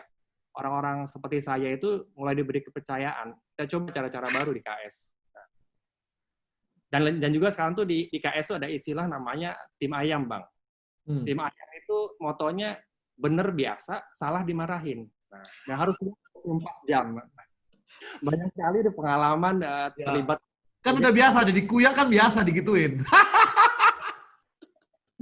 Banyak yang harus dikorbankan, yang salah satunya mungkin waktu ya. Kita harus, kalau kita ingin berkarir dengan baik, pasti ada pengorbanan. Dan salah satunya adalah waktu di keluarga. Dan alhamdulillah keluarga mendukung sih saat ini. Dari situ saya mulai terlibat dan memahami bagaimana membuat simplifikasi atas masalah-masalah di KS.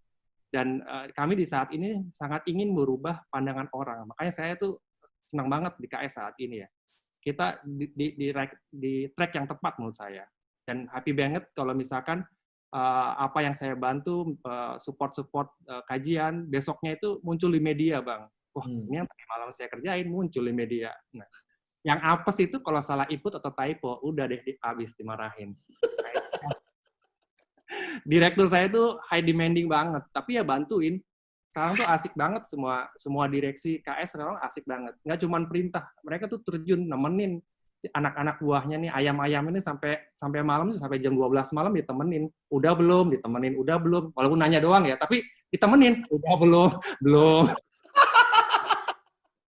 Jadi ya itulah pengalaman saya, dan saya yakin ya udah, saya udah turning point-nya saya udah dapat feel di KS, dan saya ingin kontribusi, terutama BUMN KS. KS itu kan mother of industry. Semua tuh banyak bergantung pada KS. Multiplier effect itu banyak banget, Bang.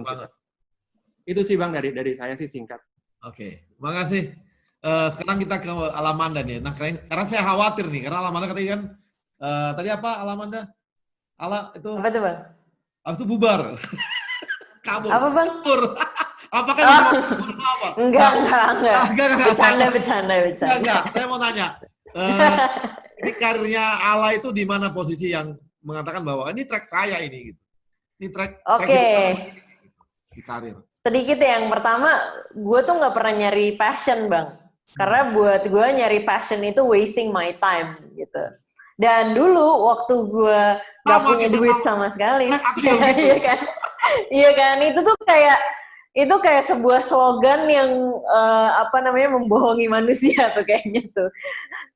Find your passion gitu kan. Nah, dan gue waktu lagi benar-benar terpuruk bokap sakit itu ya nggak sempet nyari passion, nggak sempet mikirin passion gue apa gitu kan. Jadi waktu itu yang gue lakuin adalah ada opportunity apa gue sikat gitu kan. Dulu sampai gue pernah jualan DVD bajakan juga gitu, saking bener-bener beu banget gitu. Gue pernah jualan toke juga bang, dulu katanya kalau jualan toke tuh laku 1 M, akhirnya gue tangkap tuh toke, terus gue jual di kaskus 1 M, gak laku-laku tapi ditipu gue.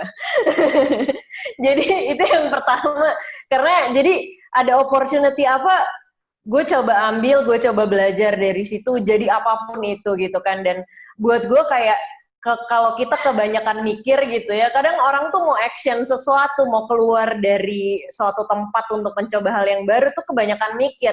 Kalau buat gue, ting tuh become nothing bang, lama-lama nanti become sinting gitu kan. Nah jadi jangan kebanyakan mikir gitu. Dan dulu mungkin sedikit. Suka banget nih, kita harus ketemu nih. Pasti dong. Dan sedikit ya, gue itu dulu ya bang ya, pernah menuliskan cita-cita waktu gue SMP tuh. Emang gue tuh dari dulu karena nyokap gue emang guru, terus bokap juga dulu sempat jadi guru, walaupun dia pas pulang ke Indonesia, waktu di London, dia pulang ke Indonesia, dia jadi banker gitu. Jadi unconsciously kayaknya di otak gue tuh, gue ntar kalau udah gede tuh pengen jadi masuk ke education lah gitu. Dan waktu itu gue tuliskan lah, kayak gue tuh pengen banget merubah pendidikan di Indonesia. Gue tulis kayak abis gue lulus kuliah, gue mau jadi guru SMA, abis itu gue mau jadi dosen, gue mau jadi guru besar, abis itu gue pengen jadi menteri pendidikan gitu kan. Tapi ya namanya juga hidup. Iya. Terus Nadiem yang jadi menteri pendidikan ya kan. Tapi ya namanya hidup gitu. Ternyata kita udah mau menuliskan itu dan nyatanya hidup itu sangat uncertainty, dan ini gue juga sangat rasakan sejak gue jadi entrepreneur gitu. Nggak ada yang pasti di hidup ini. Jadi ya itu, kalau kita udah kebanyakan mikir, kayak orang bang kan kebanyakan mikir risk-nya apa gitu. Belum tentu risk-nya juga bakalan kejadian gitu kan. Kita tuh kalau mau bikin inovasi udah mikir kayak nanti bakalan gini, akhirnya nggak jalan-jalan makanya gitu. Karena udah mikir yang belum tentu bakalan kejadian gitu. Jadi dulu gue punya cita-cita tapi nggak ada satupun yang nyampe gitu. Tapi akhirnya yang gue pelajari adalah kita tuh jangan bikin what-nya, tapi kita bikinnya itu adalah why-nya. Yang harusnya gue tuliskan adalah kenapa gue mau ada di dunia edukasi gitu. Karena gue pengen mentransformasi cara orang belajar. Karena dulu waktu gue kecil, gue tuh benci banget sama ke sekolah, tapi gue suka belajar gitu. Karena di sekolah, salah dikit dinilai jelek, terus disuruh berdiri di depan teman-teman gitu, dipermalukan. Padahal ya nggak apa-apa, anak tuh belum bisa, mungkin memang belum waktunya dia bisa gitu kan. Dan setiap anak punya cara belajarnya masing-masing dan punya waktunya masing-masing gitu. Nah itu yang salah satu hal yang mau gue transformasi. Jadi di situ gue belajar adalah yang harusnya kita cari adalah our life purpose. And also saya juga nulis buku judulnya Purpose Living in the Process, karena gue belajar banget bang dari proses hidup gue gitu. Proses hidup gue itulah yang mengantarkan sampai ke detik ini gitu. Dan itu gue tuliskan di buku gue terakhir gitu. Dan ya kayak sekarang gitu contohnya ya, gue di Binar kan kita social impact banget. Kita tuh 3 tahun kita memberikan scholarship kepada 800 anak student kita gitu kan. Terus tapi di Mandiri Capital ini bener-bener ngomonginnya kan capital gain terus gitu kan. Tapi kalau misalnya gue kayak, jadi gue ada di dua dunia yang sangat berbeda banget gitu. Tapi my purpose itu adalah kalau gue di Mandiri Capital juga gue sebenarnya membantu negara ini gitu. Itu kenapa gue pengen masuk ke sini juga gitu. Gue mengiyakan gitu. Karena waktu itu gue menemukan purpose gue itu di saat ya yang tadi gue cerita, waktu gue di Gojek gitu, di saat gue ngebikin sebuah karya yang benar-benar digunakan oleh banyak banget orang yang dulunya mereka cuman dapat 1.500.000 satu bulan. Setelah mereka ikut Gojek, mereka bisa dapat 6 juta, 8 juta gitu satu bulan gitu. Dan mereka itu sangat berterima kasih banget gitu sama gue, yang sampai sekarang tuh mereka suka main ke rumah gue gitu, bantuin ngepel, nyapu gitu, driver Gojek. Udah gitu kalau lagi Valentine apa gue ulang tahun tuh pada datang ke rumah bawain coklat, karena pada tahu kan gue jomblo Bang. Jadi pada Valentine yang ke rumah gue biasanya driver Gojek.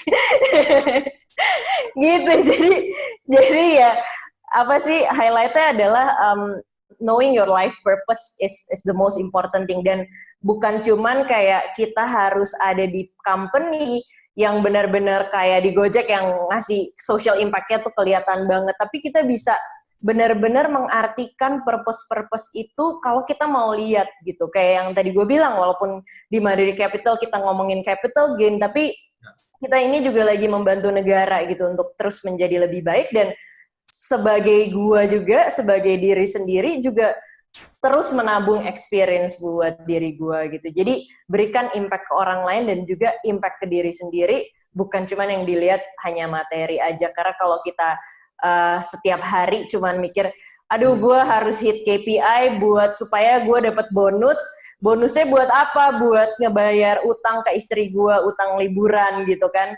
Nah, life is just like that gitu kan. Tapi kalau misalnya kita punya sesuatu, kita bangun pagi, kita mau mendeliver sebuah impact yang besar, itu udah otomatis badan kita tuh gak usah didorong sama siapapun, kita bisa mendorong diri kita sendiri. Itu sih Bang. Siap, makasih ya Lal. Oke, baik kawan-kawan profesional, kita akan kembali yang setelah satu ini karena seperti biasa sangat banyak iklan-iklan yang mendukung Indonesia Muda Club kali ini. Baik. Berubah itu butuh keberanian. Berani ganti gaya, berani nyobain hal baru, berani keluar dari zona nyaman, berani ganti status. Memang berubah butuh keberanian. Sama seperti kami yang berani berubah jadi Dynamics. Berani kan? Berani, kan kualitasnya sama. Lebih bagus malah. Udah tahu hasilnya bagus? Berani. Ini semangat kami. Semangat untuk berani berubah lebih baik. Bersama Dynamics.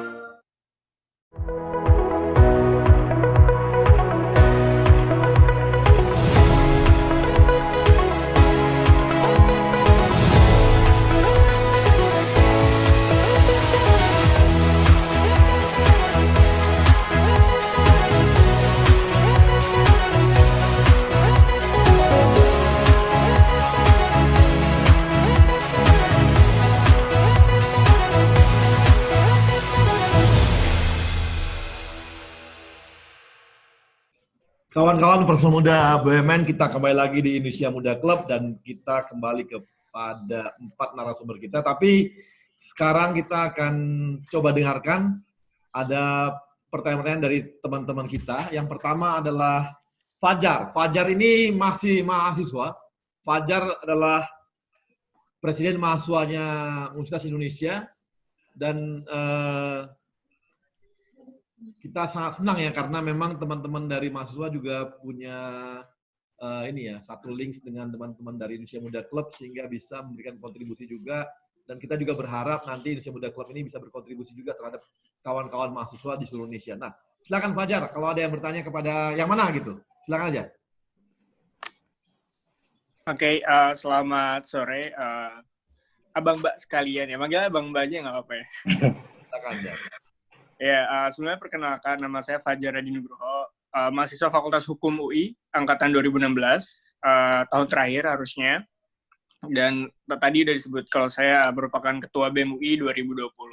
Tadi sebenarnya menarik juga pembicaraannya terkait dengan background masing-masing pembicara berkaitan dengan gimana striving-nya jadi leader dan juga gimana menghadapi keadaan-keadaan yang sulit. Nah, mungkin saya di sini mau coba nanya lebih dalam lagi untuk semua pembicara, sebenarnya in general juga sih, terkait dengan gimana sih tier pengambilan kebijakan dan prioritas pengambilan kebijakan di masa pandemi ini yang mempertimbangkan kesejahteraan pekerja, karyawan, tapi juga di satu sisi juga pastinya nge-uphold gimana supaya business operation-nya itu bisa tetap berjalan dengan lancar kayak gitu. Karena kalau dilihat di pemberitaan kan banyak banget akhirnya perusahaan-perusahaan yang kolaps, perusahaan-perusahaan yang akhirnya nggak bisa nyimbangin dua hal itu gitu di waktu-waktu yang sulit itu.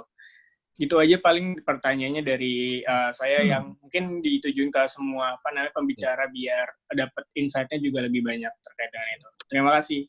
Makasih Fajar nih mahasiswa, tapi pertanyaannya berat-berat nih. Sangat berat pertanyaannya nih. Apalagi menanggulangi kondisi corona saat ini untuk bisnis-bisnis kita ya.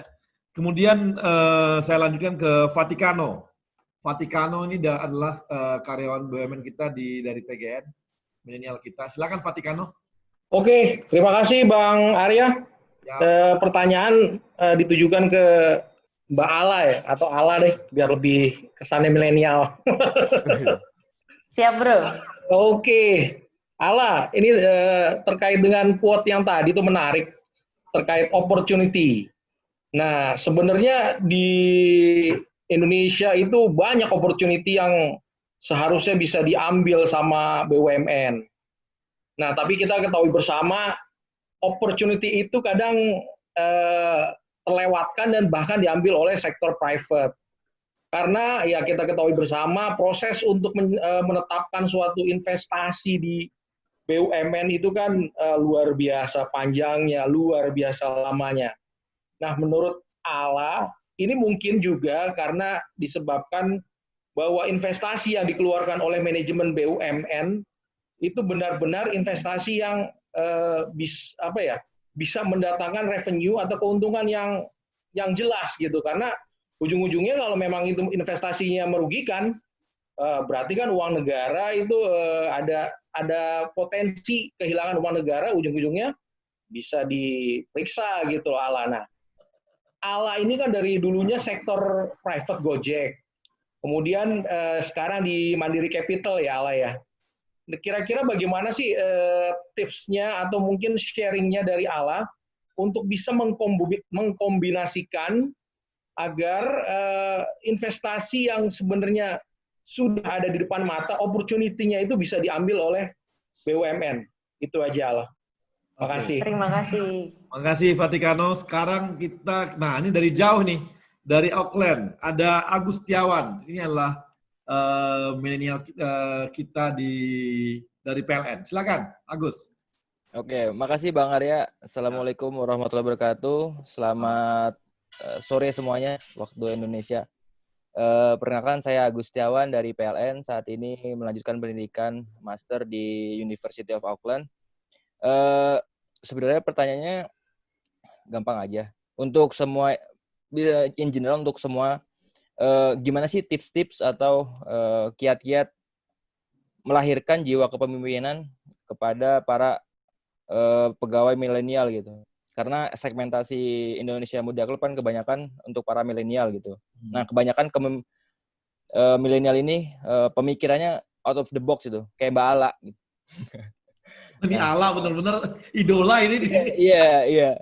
Unik. Nah, itu gimana tips-tips atau kiat-kiat melahirkan jiwa kepemimpinan di para milenial gitu. Nah, terus yang kedua, program atau langkah strategis apa yang sudah diimplementasikan di perusahaan atau institusi yang saudara pimpin atau kelola sekarang. Terima kasih. Oke. Terima kasih Agus. Oke, kita langsung ke Vero. Silakan Vero, tadi ada beberapa pertanyaan yang bisa dijawab langsung. Silakan Vero. Waduh, langsung ke saya. Kirain ke Ala dulu. Ala nanti aja terakhir. Save the best for the last ya. Oke, yang pertama dulu mungkin. Pengambilan keputusan di era COVID ya. Jadi gini, di era COVID ini kita harus realistis. Dalam arti adalah nama industri nggak semuanya terimpact kan. Gue nyebutnya ada industri yang terbang, terpapar, dan tenggelam. Mau nggak mau kan kayak gitu ya kan. Terbang misalnya kayak industri yang farmasi, kesehatan, segala macam. Harusnya mereka doing well karena semuanya membutuhkan itu gitu. Nah, sebenarnya untuk industri yang terbang, pengambilan keputusan itu kita harus fokus pada make sure kita bisa memenuhi demand. Berarti kita bicara operasinya, kita bicara tentang efisiensinya, gimana make sure jangan sampai ada bottleneck pada saat pembuatan manufacturing ataupun pada saat pengiriman segala macam. Jadi menurut gua pengambilan keputusan untuk industri-industri yang terbang adalah ini tentang bagaimana kita mengidentifikasi demand-nya ada di mana, bagaimana kita memastikan bahwa operasi kita efisien, dan bagaimana supaya bahan baku bisa kita dapatkan. Karena dalam waktu-waktu seperti ini itu kan bahan baku itu kan kita compete dengan satu sama lain. Gitu. Itu yang untuk yang industri yang tipe pertama. Yang tipe kedua yang saya sebut dengan terpapar. Terpapar misalnya edukasi gitu. Contoh edukasi. Edukasi itu terpapar banget. Karena kenapa? Misalnya gue di kampus gue sekarang, dulu kalau misalnya kita mau dapetin mahasiswa, enak tuh kita tinggal datang ke sekolah-sekolah, presentasi biasanya dapat tuh berapa kayak gitu. Nah sekarang dengan ada COVID, touch point untuk ke mahasiswa itu susah banget, ya kan? Susah banget dalam arti adalah untuk memutuskan masuk kampus A atau kampus B itu kan bukan perkara cuma ngeliat iklannya menarik terus habis itu mereka sign up kan, karena kan pasti ada biaya registrasi ulang, segala macam yang itu angkanya nggak kecil gitu. Jadi proses pengambilan keputusan tadi lama, jadi harus sempit gitu. Nah, makanya untuk industri yang terpapar ini mau nggak mau adalah bagaimana kita beradaptasi dengan model-model baru. Contoh misalnya di kampus gua, proses demand generation kita ya kita adakan webinar segala macam. Tapi webinarnya itu kita mencoba mengangkat kegalauan anak-anak SMA, SMK gitu. Habis lulus mau ngapain? Kerja atau kuliah? Bagaimana cara dapat duit selama kuliah segala macam. Nanti kalau belajar apa yang kira-kira sesuai dengan kebutuhan pasar dan seterusnya. Terus kita juga datengin orang-orang yang kompeten di bidangnya buat ngomongin itu. Jadi untuk industri yang kedua ya yang terpapar, ya mau nggak mau kita harus coba cara-cara baru karena touch point atau titik sentuh kita dengan pelanggan itu akan jauh berbeda. Kita nggak bisa lagi titik sentuh fisik, tapi kita harus titik sentuhnya digital. Tapi digital ini juga nggak bisa di oversimplify atau disederhanakan terlalu sederhana. Maksudnya apa? Nggak bisa kita ngomong digital cuma, oh berarti kita harus iklan digital ya? Oh berarti kita harus bikin Facebook Ads atau apa? Nggak cuma itu. Kita harus paham siapa audiens kita, mereka membutuhkan apa, dan mereka nongkrongnya di mana secara digital, disitulah kita datang. Gitu. Nah, baru untuk yang industri yang tipe yang ketiga yang gue sebut dengan terkapar, misalnya contoh airline jelas gitu kan, airline, terus kemudian hotel ya Mbak ya, pastikan juga itu terkapar sekali karena namanya hotel kan tergantung sekali sama orang datang dan ini nggak ada orang traveling gitu. Nah, untuk yang industri yang ketiga memang bahasanya adalah bahasa istilah kita di Microsoft adalah tight ship policy. Jadi kita harus mengencangkan ikat pinggang. Caranya gimana macam-macam. Tetapi yang jelas apapun keputusan diambil semua harus dikomunikasikan ke karyawan sehingga tidak ada yang namanya last minute decision sehingga orang pada shock semuanya. Jadi menurut gua di industri yang tipe ketiga itu kuncinya adalah komunikasi, ya kan? Keputusan apapun yang diambil harus untuk survival of the company kayak gitu. Tapi yang penting adalah komunikasi. Setiap ada decision harus terkomunikasikan sehingga orang tidak merasa in a limbo atau in a state atau in a situation di mana mereka nggak tahu apa yang terjadi dan mereka ngerasa nasib mereka diadu atau didadu aja, dikocok pakai dadu gitu. Jadi itu sih menurut gua. Dan tapi yang menarik adalah industri-industri yang tipe kedua yang tadi gue sebut yang terpapar tadi, ini menarik. Karena kenapa? Disinilah momen di mana the big guy and the small guy itu punya kekuatan yang sama. Maksudnya gini, kalau kita bicara kampus misalnya, kampus itu kan ada kampus mahal, ada kampus yang murah. Biasanya stigmanya adalah kampus mahal itu bagus, kampus murah kurang bagus gitu. Kenapa sih kita bayar kampus mahal? Karena kan kita bayar fasilitas gitu kan. Kita bayar gedungnya yang mewah, kita bayar AC dan segala macam. Nah sekarang dengan adanya COVID, semua fasilitas itu nggak berguna gitu. Semuanya ngajarnya pakai Zoom.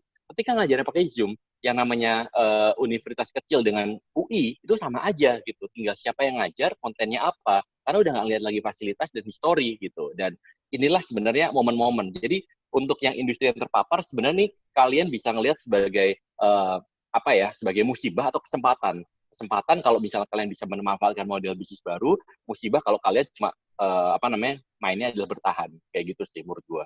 Itu yang pertama ya Bang ya, yang dari yang UI kali ya. Yang kedua tadi tentang apa Bang? Sorry Bang.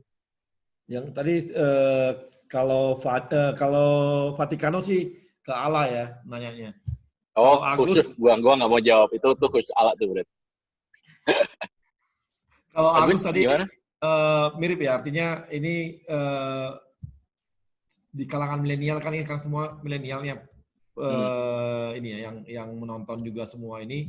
Jadi kira-kira hampir mirip juga dengan leadership dan sebagainya yang tantangan-tantangan yang dihadapi di ini ya di BUMN dan bagaimana supaya BUMN itu ketika, tapi memang mungkin Vero juga agak susah menjawabnya karena berhubungan dengan ini ya tadi apa? Oh tadi kalau itu si Vaticano yang susah jawab tadi karena di berhubungan sama BUMN. Tapi kalau tadi Agus sih dia mirip juga, hampir sama-sama dengan leadership kali ya. Mungkin aku jawab general aja kali ya in the leadership. Dan yang menarik Bang, ternyata dia kenal sama istriku Bang. Istriku kan juga di PLN juga. Ternyata dia pernah meeting sama istriku. Si gitu. Bang Agus ini. Iya, kayak gitu. Tadi aku tanya, oh kenal ini? Oh iya, kenal ternyata. Ya udahlah, dunia sempit. Anyway, terkait leadership ya. Menurut gue sih gini, anak-anak muda jelas idenya banyak. Tapi gini, yang gue amatin adalah ide itu overrated ya, dalam arti adalah selama kita punya proses berpikir dan struktur, ide itu bisa dibikin, dan ide itu muncul karena suatu suatu proses yang runut sebenarnya. Kalau ide muncul random, biasanya juga dia nggak kuat secara fondasi. Ide yang kuat itu biasanya muncul karena ada data, karena didiskusikan bersama, dan juga karena ada suatu proses berpikir dan debat yang panjang sehingga menelurkan suatu ide. Ide yang kuat itu ide yang bersama. Artinya adalah ide memang milenial banyak, tapi yang lebih penting dari ide adalah eksekusinya, kayak gitu. Dan nah, milenial ini kadang problemnya adalah di eksekusi, apalagi kita berhadapan dengan BUMN dengan kultur yang mungkin berbeda dengan swasta. Kalau swasta kan kita bisa langsung tek-tek gitu, tapi BUMN kan ada constraint gitu kan. Tadi aja dibilang bahwa kita mau gimana-gimana, takutnya nanti ada KPK atau segala macam, kayak gitu. Dan makanya menurut gua kalau when it comes to leadership, harus ada ini sih Bang, harus ada suatu transfer of wisdom dari yang tua ke muda mau nggak mau. Jadi yang tua-tua ini atau yang senior-senior ini mau nggak mau harus nge-mentorin yang muda, tapi bukan cuma asal nge-mentorin, ayo kita makan, gue ajarin lu tentang ini, nggak kayak gitu. Tapi gue nyebutnya kontekstual mentoring. Artinya apa? Dalam percayakan mereka untuk menjalankan kepemimpinan satu proyek yang mungkin jangan gede dulu, proyek kecil dulu, tetapi dibimbing dan usahakan kalaupun si anak muda ini screw up atau making a mess, itu making a mess-nya itu dalam satu lingkungan yang terkonten gitu, jadi nggak yang melebar kemana-mana. Nah itu adalah tugas dari para senior-senior untuk membuat lingkungan bermain itu, istilahnya kita di dunia teknologi itu sandbox-nya istilahnya. Jadi kalau mau berantakan, mau main-main di situ, itu ya di situ aja areanya. Nah dengan begitu si milenial ini punya merasa bahwa oke, gue bukan cuma asal individual kontributor, tapi sekarang gue sudah mulai leading a project, gue sudah mulai melit tim, gue sudah mulai accomplish something, kayak gitu. Tetapi juga kalaupun gue, messed up, sikap yang harus diambil dari para mentor yang tetua ini adalah bukan menyalahkan, tetapi adalah harusnya mereka pasang badan bahwa, hey, ini anak muda masih belajar, dia semangat, I'll take the, the ownership, I'll take the, hal-hal yang salah, gue akan correct the course atau gue akan benerin. Jadi itu sih Bang harusnya. Ini harus tidak terjadi asal kayak anak muda yuk kita kamu pimpin ini, nggak bisa kayak gitu. Tapi anak muda harus kasih kesempatan memimpin di lingkungan yang terkonten atau istilahnya sandbox. Tapi yang tua harus ada di situ untuk bukan mengawasi, tetapi adalah ngasih tahu caranya gimana. Kemudian biarkan mereka jalan. Ini kayak anak kecil lah Bang. Jadi harus dikasih kesempatan untuk jalan, kemudian naik sepeda, jatuh nggak apa-apa. Yang penting jatuhnya itu masih di aspal, bukan di jurang kayak gitu. Jadi itu sih Bang menurut saya. Jadi dikasih kesempatan, tetapi tetap dibimbing dan didampingi gitu. Oke, makasih Vero. Mbak Christine silakan dengan pertanyaan kawan-kawan tadi. Pertanyaan dari Mas Fajar terkait dengan apa yang dilakukan kebijakan perusahaan ya Mas Fajar. Oke, baik Bang. Jadi gini, selalu ada hal positif dari apa yang terjadi dari pandemi ini. Jadi harusnya kita bisa banyak belajar. Saya selalu bilang bahwa sekarang itu di momen yang sangat baik untuk kita bisa menemukan satu proses yang efisiennya itu yang paling optimum gitu. Nanti pada saat pandeminya selesai, kita sudah bisa melaksanakan proses dengan bisnis proses yang sangat efisien ini, terus kita ada recovery, lalu kita growth, itu akan sangat baik nantinya dalam kita mengelola perusahaan di mana kita masing-masing sekarang. Jadi Yang pertama itu momentum yang sangat baik untuk meremapping kembali bisnis gitu ya Bang, untuk mengidentifikasi kembali kekuatan kita dan kelemahan kita di masing-masing wilayah gitu. Misalnya seperti sekarang saya di Hotel Indonesia Natur gitu. Jadi gimana dalam sales atau kita dalam memboosting revenue itu, tentunya kalau kemarin maksudnya ada hal yang kurang optimum, kita bisa lakukan optimalisasi di area di new normal ini. Jadi di new normal ini di mana kita bisa melakukan program-program survival, inovasi-inovasi kita yang lebih ke survival mode gitu. Untuk nantinya supaya pada saat kita memasuki next normal itu kita sudah bisa masuk ke proses recovery dan juga mode yang growth gitu, yang tumbuh. Jadi kalau ngobrol Bang sama teman-teman gitu, banyak yang bilang bahwa COVID-19 itu sementara doang, nanti juga selesai gitu kan. Kan siklusnya gini, diidentifikasi nih korban terinfeksinya, lalu jumlahnya melonjak, lalu korban meninggal mencapai puncak, lalu turun kan, jumlahnya menurun, lalu krisisnya berakhir gitu. Terus kita semua cuman wait and see, nunggu perkembangan sambil lihat-lihat, nunggu normal aja. It's not gitu. Maksudnya kondisinya itu akan terus seperti ini dan kita jangan sampai terjebak dalam pikiran pola pikir a wild frog gitu. Jadi nggak mau berubah. Padahal dari pandemi ini behavior yang paling dasar pun sudah berubah gitu. Jadi ini justru momen yang bagus untuk kita menyusun strategi ke depannya gitu. Jadi untuk di Hotel Indonesia Natur tentunya di kepemimpinan Pak Iswandi pada saat ini dan juga dua direktur lain dan saya yang baru bergabung, saya sangat apresiasi sekali terhadap teman-teman di Hotel Indonesia Natur yang setiap hari selalu melakukan survival innovation gitu. Jadi inovasi-inovasi survival, karena memang nggak ada tamu yang datang, nggak ada yang dine in gitu. Jadi revenue-nya dari mana, sedangkan aktivitas operasinya ada gitu. Jadi teman-teman tuh banyak sekali sudah melakukan survival innovation tadi. Contohnya seperti mereka bikin program-program work from hotel gitu. Jadi menawarkan harga yang lumayan murah untuk sebulan, paket promo gitu. Jadi mereka bisa terus gencar melakukan promo, misalnya harga yang murah per bulan supaya okupansinya tuh nggak terus kosong dan cash flow kita mandek gitu. Jadi itu salah satunya. Lalu ada juga untuk kondisi sekarang itu cash is the king. Jadi benar-benar kita butuh cash supaya kita bisa tetap operasi. Gitu. Jadi ada juga program-program seperti pay now, stay later gitu. Jadi kita mendapatkan cash sekarang, tapi tinggalnya nanti setelah pandemik gitu.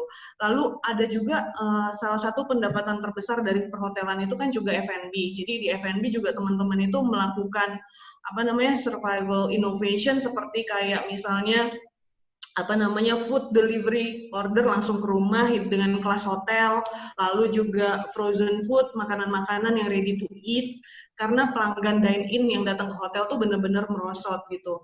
Lalu juga mungkin nantinya kita bisa kembangkan juga kayak on-demand cleaning service, jadi bisa datang ke rumah-rumah juga untuk melakukan karena hotel itu kompetensi housekeeping-nya itu sangat luar biasa gitu ya.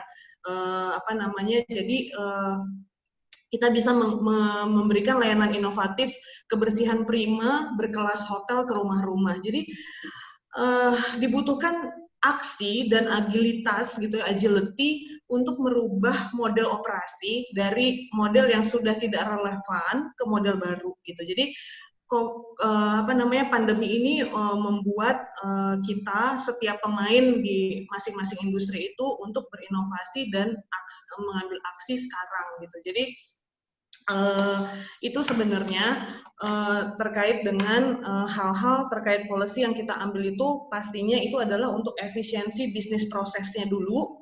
Misalnya kalau identifikasi biaya operasional yang ada, misalnya biaya listrik kita kurangi, jasa makanan, untuk menjaga cash flow dari hotel itu sendiri. Lalu kita juga melakukan identifikasi terhadap fasilitas-fasilitas yang harus dikurangi karena risiko penularan COVID-19 ini, misalnya seperti gym, seperti kolam renang, spa, taman bermain, itu adalah fasilitas-fasilitas yang tidak bisa kita buka gitu. Lalu tentunya ke organisasi restructuring-nya juga of course gitu. Jadi kayak pengurangan jumlah karyawan dalam satu shift, dan itu juga untuk mengurangi penularan dalam virus. Banyak hal lagi yang sudah dilakukan sebenarnya, seperti menyediakan protokol kesehatan seperti face shield, masker untuk karyawan, semuanya itu kita lakukan. Itu dari sisi boosting revenue tadi, dan juga dari efisiensi terkait dengan biaya-biaya.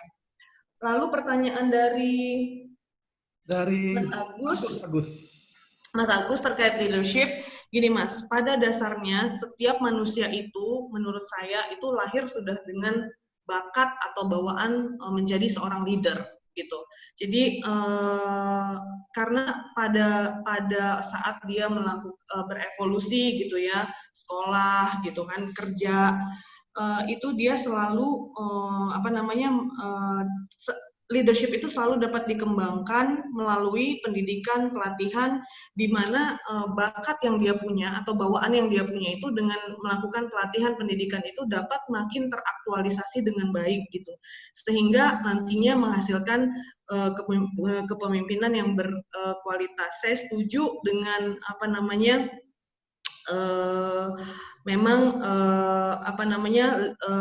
jika itu kembali lagi sebenarnya kepada diri masing-masing gitu loh. Jadi intinya adalah dia punya bakat atau bawaan itu, dan tergantung dari seberapa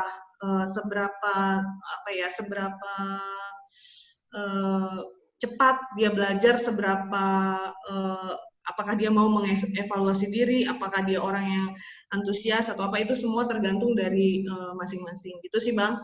Oke. Terima kasih. Terima kasih Mbak Christine. Nah, Tantra, dari kawan-kawan tadi bagaimana nih? Dua pertanyaan. Bagaimana Krakatau menghadapi corona gitu? Ini memang dampak COVID ini sudah membuat industri baja nasional itu sangat tertekan. Ada penurunan permintaan sampai 50%. Ini mengakibatkan beberapa lini produksi di industri baja domestik itu terancam untuk menutup produksinya karena utilisasinya sangat rendah. Nah, yang sangat challenging adalah posisi KS di mana. Nah, posisi KS ini sebagai penyedia produk baja hulu. Jadi menjadikan industri hilir dan industri pengguna di Indonesia ini sangat bergantung kepada operasionalnya KS. Dan industri itu saat ini adalah banyak terpukul akibat penurunan permintaan dan kesulitan cash flow.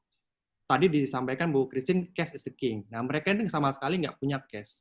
Nah, kami di KS sebagai BUMN strategis perlu melakukan sesuatu untuk memperbaiki ini dalam upaya pemulihan ekonomi nasional.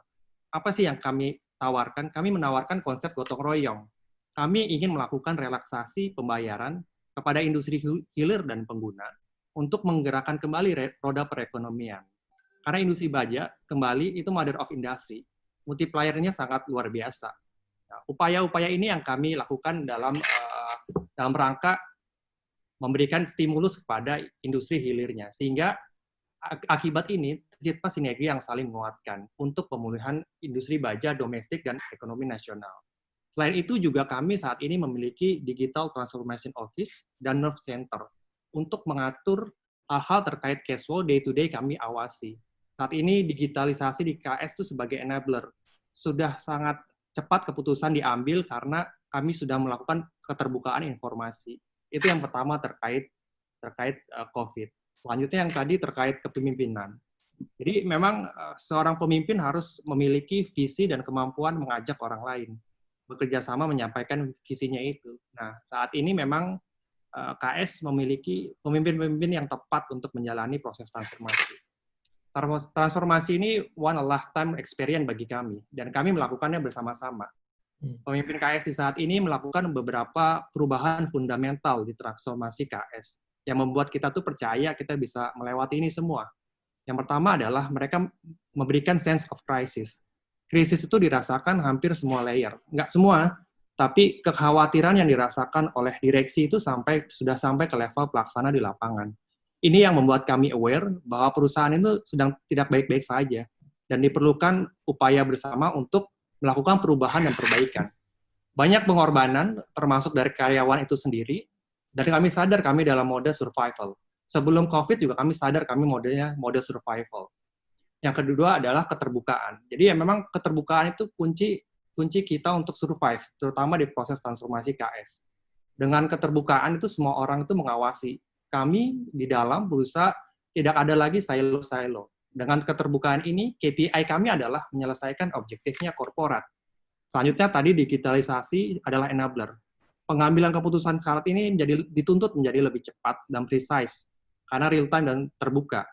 Manajemen juga saat ini terus berusaha mendekatkan diri dengan karyawan. Ada beberapa survei komprehensif untuk perbaikan organisasi ke depan. Itu yang dilakukan.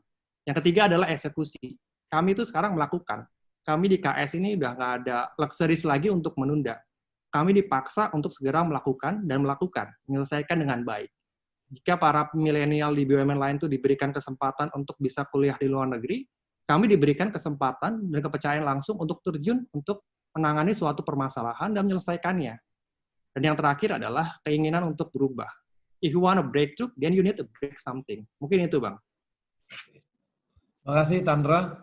Kemudian, nah yang terakhir nih, ini idola milenial baru nih. Silakan, Bang, tadi itu Fajar ini wujud generasi baru nih, Bang. Karena dia tuh udah nggak baca RUPL lagi, Bang. Dulu inget nggak ada itu tuh, buku RUPL itu, Bang. Tahu nggak, Bang? Yang rangkuman pengetahuan umum lengkap itu loh, Bang. Buku pengetahuan umum itu ya? Dulu generasi gue tuh bacanya buku RUPL, makanya nggak sepinter Fajar. Kalau Fajar sekarang udah nggak baca RUPL, nonton TED Talk gitu. Jadi bahasanya bagus gitu kan. Beda banget gitu, kayaknya ada gap gitu generasi kita. Oke. Ini jujur aja ya, ini jawaban buat Fajar mungkin sebagai entrepreneur nih, jawaban lagi pakai topi entrepreneur ya di Binar Academy. Jadi waktu pas corona tuh kalau nggak salah kan tanggal 17 Maret itu kita udah ngumumin WFH. Terus karena di Binar nih kita emang udah biasa WFH sebenarnya, karena kita punya site di Jogja, kita punya di Batam, jadi kita udah biasa lah kalau meeting tuh di hangout, di segala macam ya. Terus gue tuh lagi pagi-pagi gitu di rumah, lagi tidur-tiduran di sofa gitu. Terus teman-teman gue, jadi kita tuh ada grup namanya Go Mafia grupnya gitu. Go Mafia tuh jadi ex Gojek yang udah jadi entrepreneur gitu. Terus teman-teman di situ semuanya udah kayak, udah pada bikin bisnis continuity plan belum gitu. Terus gue dalam hati kayak, kok gue nggak ngapa-ngapain gitu kan. Barulah di situ gue langsung kayak, oke nih gue harus melakukan sesuatu gitu. Kenapa gue nggak begitu panik? Mungkin karena industrinya Binar itu yang salah satu yang dapat berkah sebenarnya karena COVID ini gitu. Karena kan memang waktu dulu tuh kita 3 tahun memang sekolahnya tuh via offline, tapi perlahan-lahan kita memang sudah mendigitalisasi dan pertemuan tatap mukanya juga sekarang udah online gitu. Jadi kita salah satu yang tidak begitu terdampak, walaupun waktu awal-awal ada beberapa bisnis lain kita yang memang sedikit terdampak, tapi kuncinya adalah waktu itu kita benar-benar langsung adapt gitu, langsung benar-benar agile gitu, dan yang paling penting adalah di saat kita mencoba sesuatu yang baru, memang kita nggak akan tahu nih hasilnya akan bagus atau enggak gitu. Dan awal-awal kita nyobain bisnisnya di Shift, itu awal-awal memang masih sedikit yang datang segala macam. Tapi yang paling penting sebenarnya dari yang namanya agility itu adalah, agility itu bukan berarti kayak kita bikin apa-apa tuh lebih cepat gitu. Kalau orang IT tuh kalau kadang-kadang suka di ini selalu, kan udah pakai agile, harusnya bikin app-nya lebih cepat gitu. Nah, itu pemahaman yang salah tentang agile. Tapi agile itu sebenarnya kita itu sangat menghargai proses dan iterasinya tuh sangat cepat. Jadi di saat kita nge-launch sesuatu terus masih belum berhasil, kita gathering feedback segera dan kita improve terus-terusan. Nah, that's the essence of agility sebenarnya. Dan itu di saat seperti ini, itu saat-saat yang benar-benar kita harus lakukan gitu. Benar-benar agile, kita dapat cari terus feedback dari market kita, dan ya how the market react to our new products gitu. Dan akhirnya Binar dulunya kita punya acara-acara yang offline, itu paling sekali kita bikin workshop itu biasanya cuman yang datang kayak 60, sekarang bisa sampai 3 kali lipat gitu kan. Jadi itu sih kira-kira kita punya COVID Project 19. Dan ini yang menarik dari Bro Vaticano. Opportunity yang kadang terlewat dan diambil oleh sektor private ya. Karena ya salah satunya kan kita punya birokrasi yang panjang, dan kadang-kadang ini juga sih yang memang saya lihat di BUMN ini ya, kita itu kan bukan, kalau misalnya melakukan kesalahan yang besar tuh bukan cuman potensi dipecat tapi bisa masuk penjara gitu kan. Nah ini yang apa yang saya dengar nih dari teman-teman BUMN yang benar-benar ngebuka mata saya gitu. Dan itu yang menjadikan mungkin fear di kita nih sangat besar, fear of bikin kesalahan gitu, sehingga akhirnya inovasi tuh mandek gitu. Dan itu saya baru paham gitu, historically ini seperti ini, makanya inovasi itu mandek. Nah, bagaimana caranya kita melakukan ini? Jadi sebenarnya inovasi itu nggak melulu tentang ide baru, produk baru, tapi bisa kepada proses gitu, kepada birokrasi. Nah, kalau kita kadang-kadang tuh ya, kita melakukan suatu hal yang sebenarnya ini tuh udah nggak relevan lagi dengan masa sekarang. Contohnya kita ngikutin SOP yang ada gitu. SOP ini siapa tahu nih udah nggak relevan di masa sekarang. Jadi itu yang mesti sering kita lihat gitu, kayak apakah yang kita lakukan udah berpuluh-puluh tahun itu masih relevan nggak? Saya paling suka banget sama Elon Musk punya teori namanya First Design Principle, di mana dia itu selalu melihat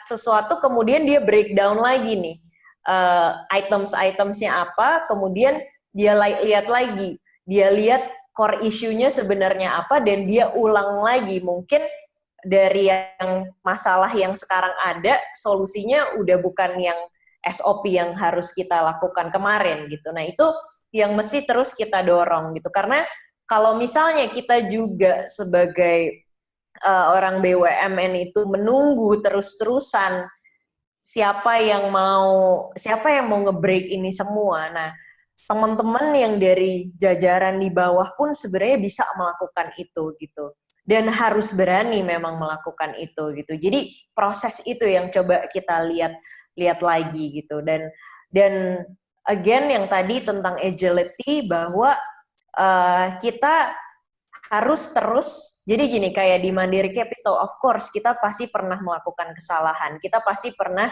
invest di perusahaan yang memang kurang baik gitu ya performance-nya.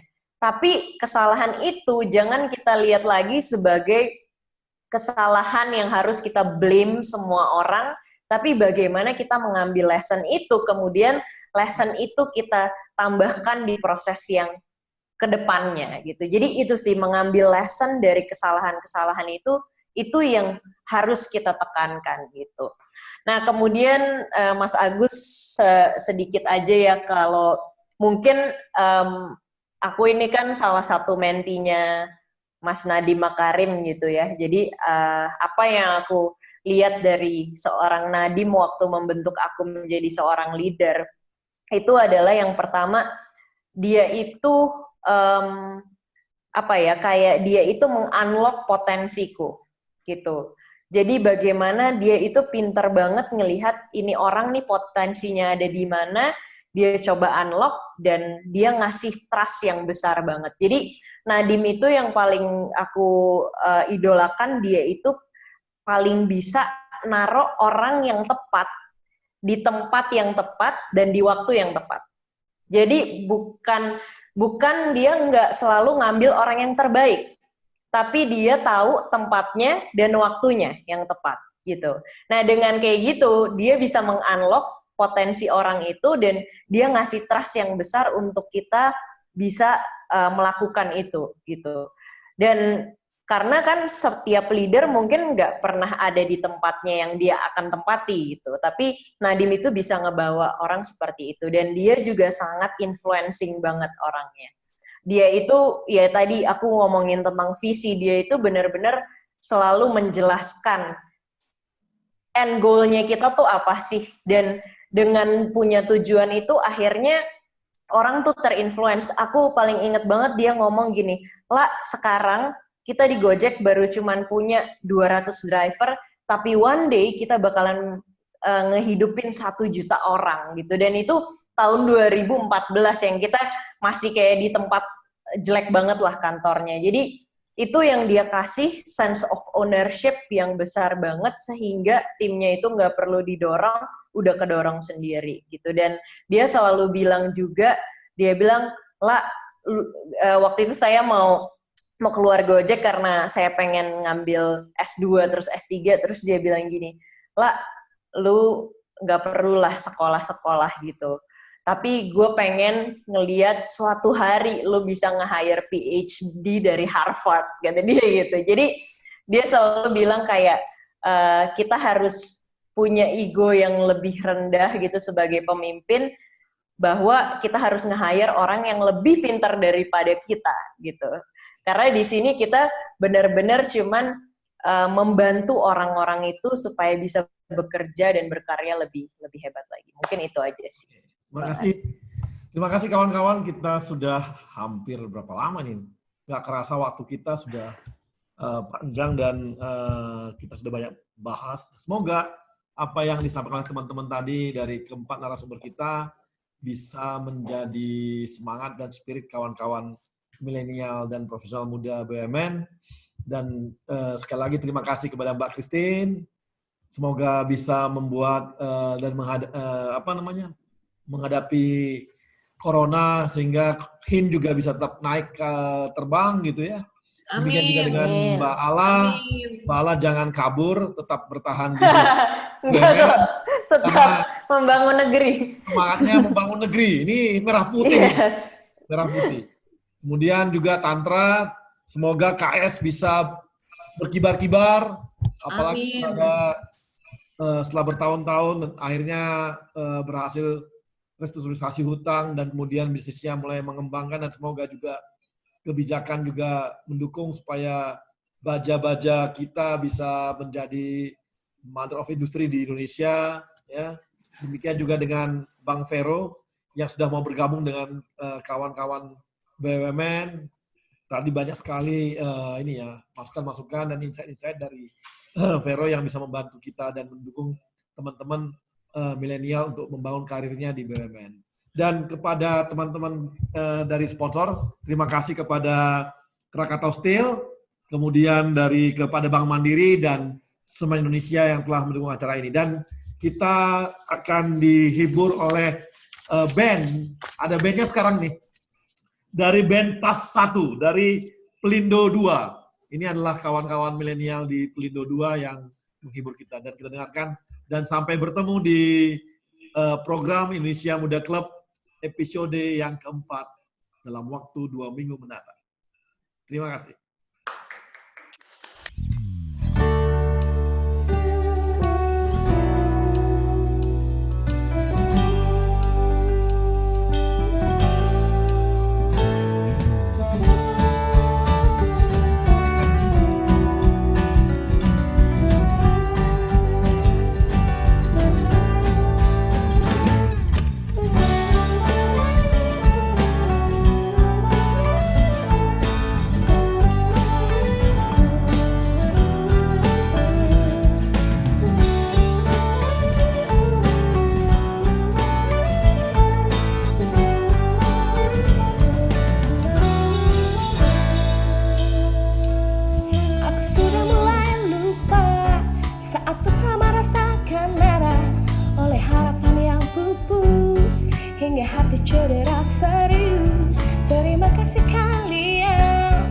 barisan para mantan dan semua yang pergi tanpa sempat aku miliki.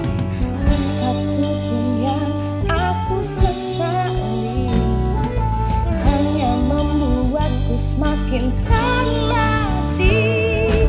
Begini rasanya terlatih patah hati, hadapi getirnya, terlatih disakiti. Bertepuk sebelah tangan, ditinggal tanpa alasan, penuh luka itu pasti, tapi aku tetap bernyanyi. Lama aku dengar tentangnya, yang paling dalam tancapkan luka. Satu hal yang aku tahu, terkadang dia juga rindu. Terima kasih kalian, barisan para mantan dan semua yang pergi tanpa sempat aku miliki.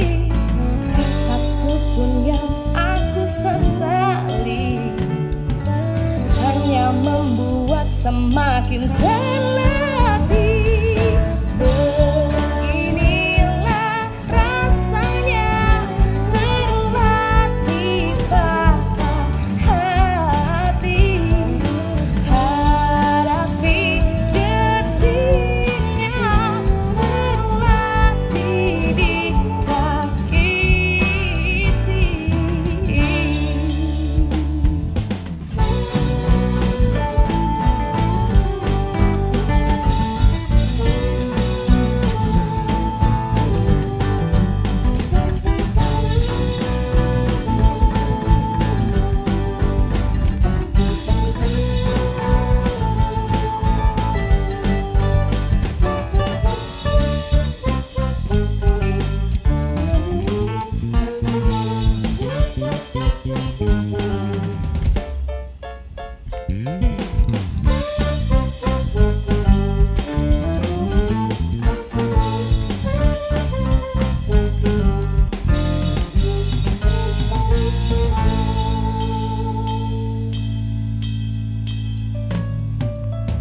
Satu pun yang aku sesali hanya membuat semakin terlatih.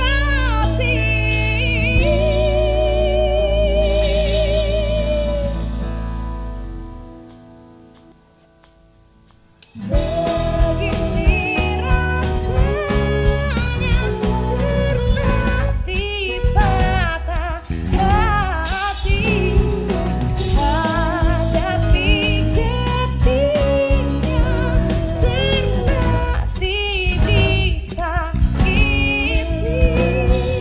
Bertepuk sebelah tangan, ditinggal tanpa alasan, pada luka itu pasti, tapi aku tetap bertepuk sebelah tangan, ditinggal tanpa alasan, penuh luka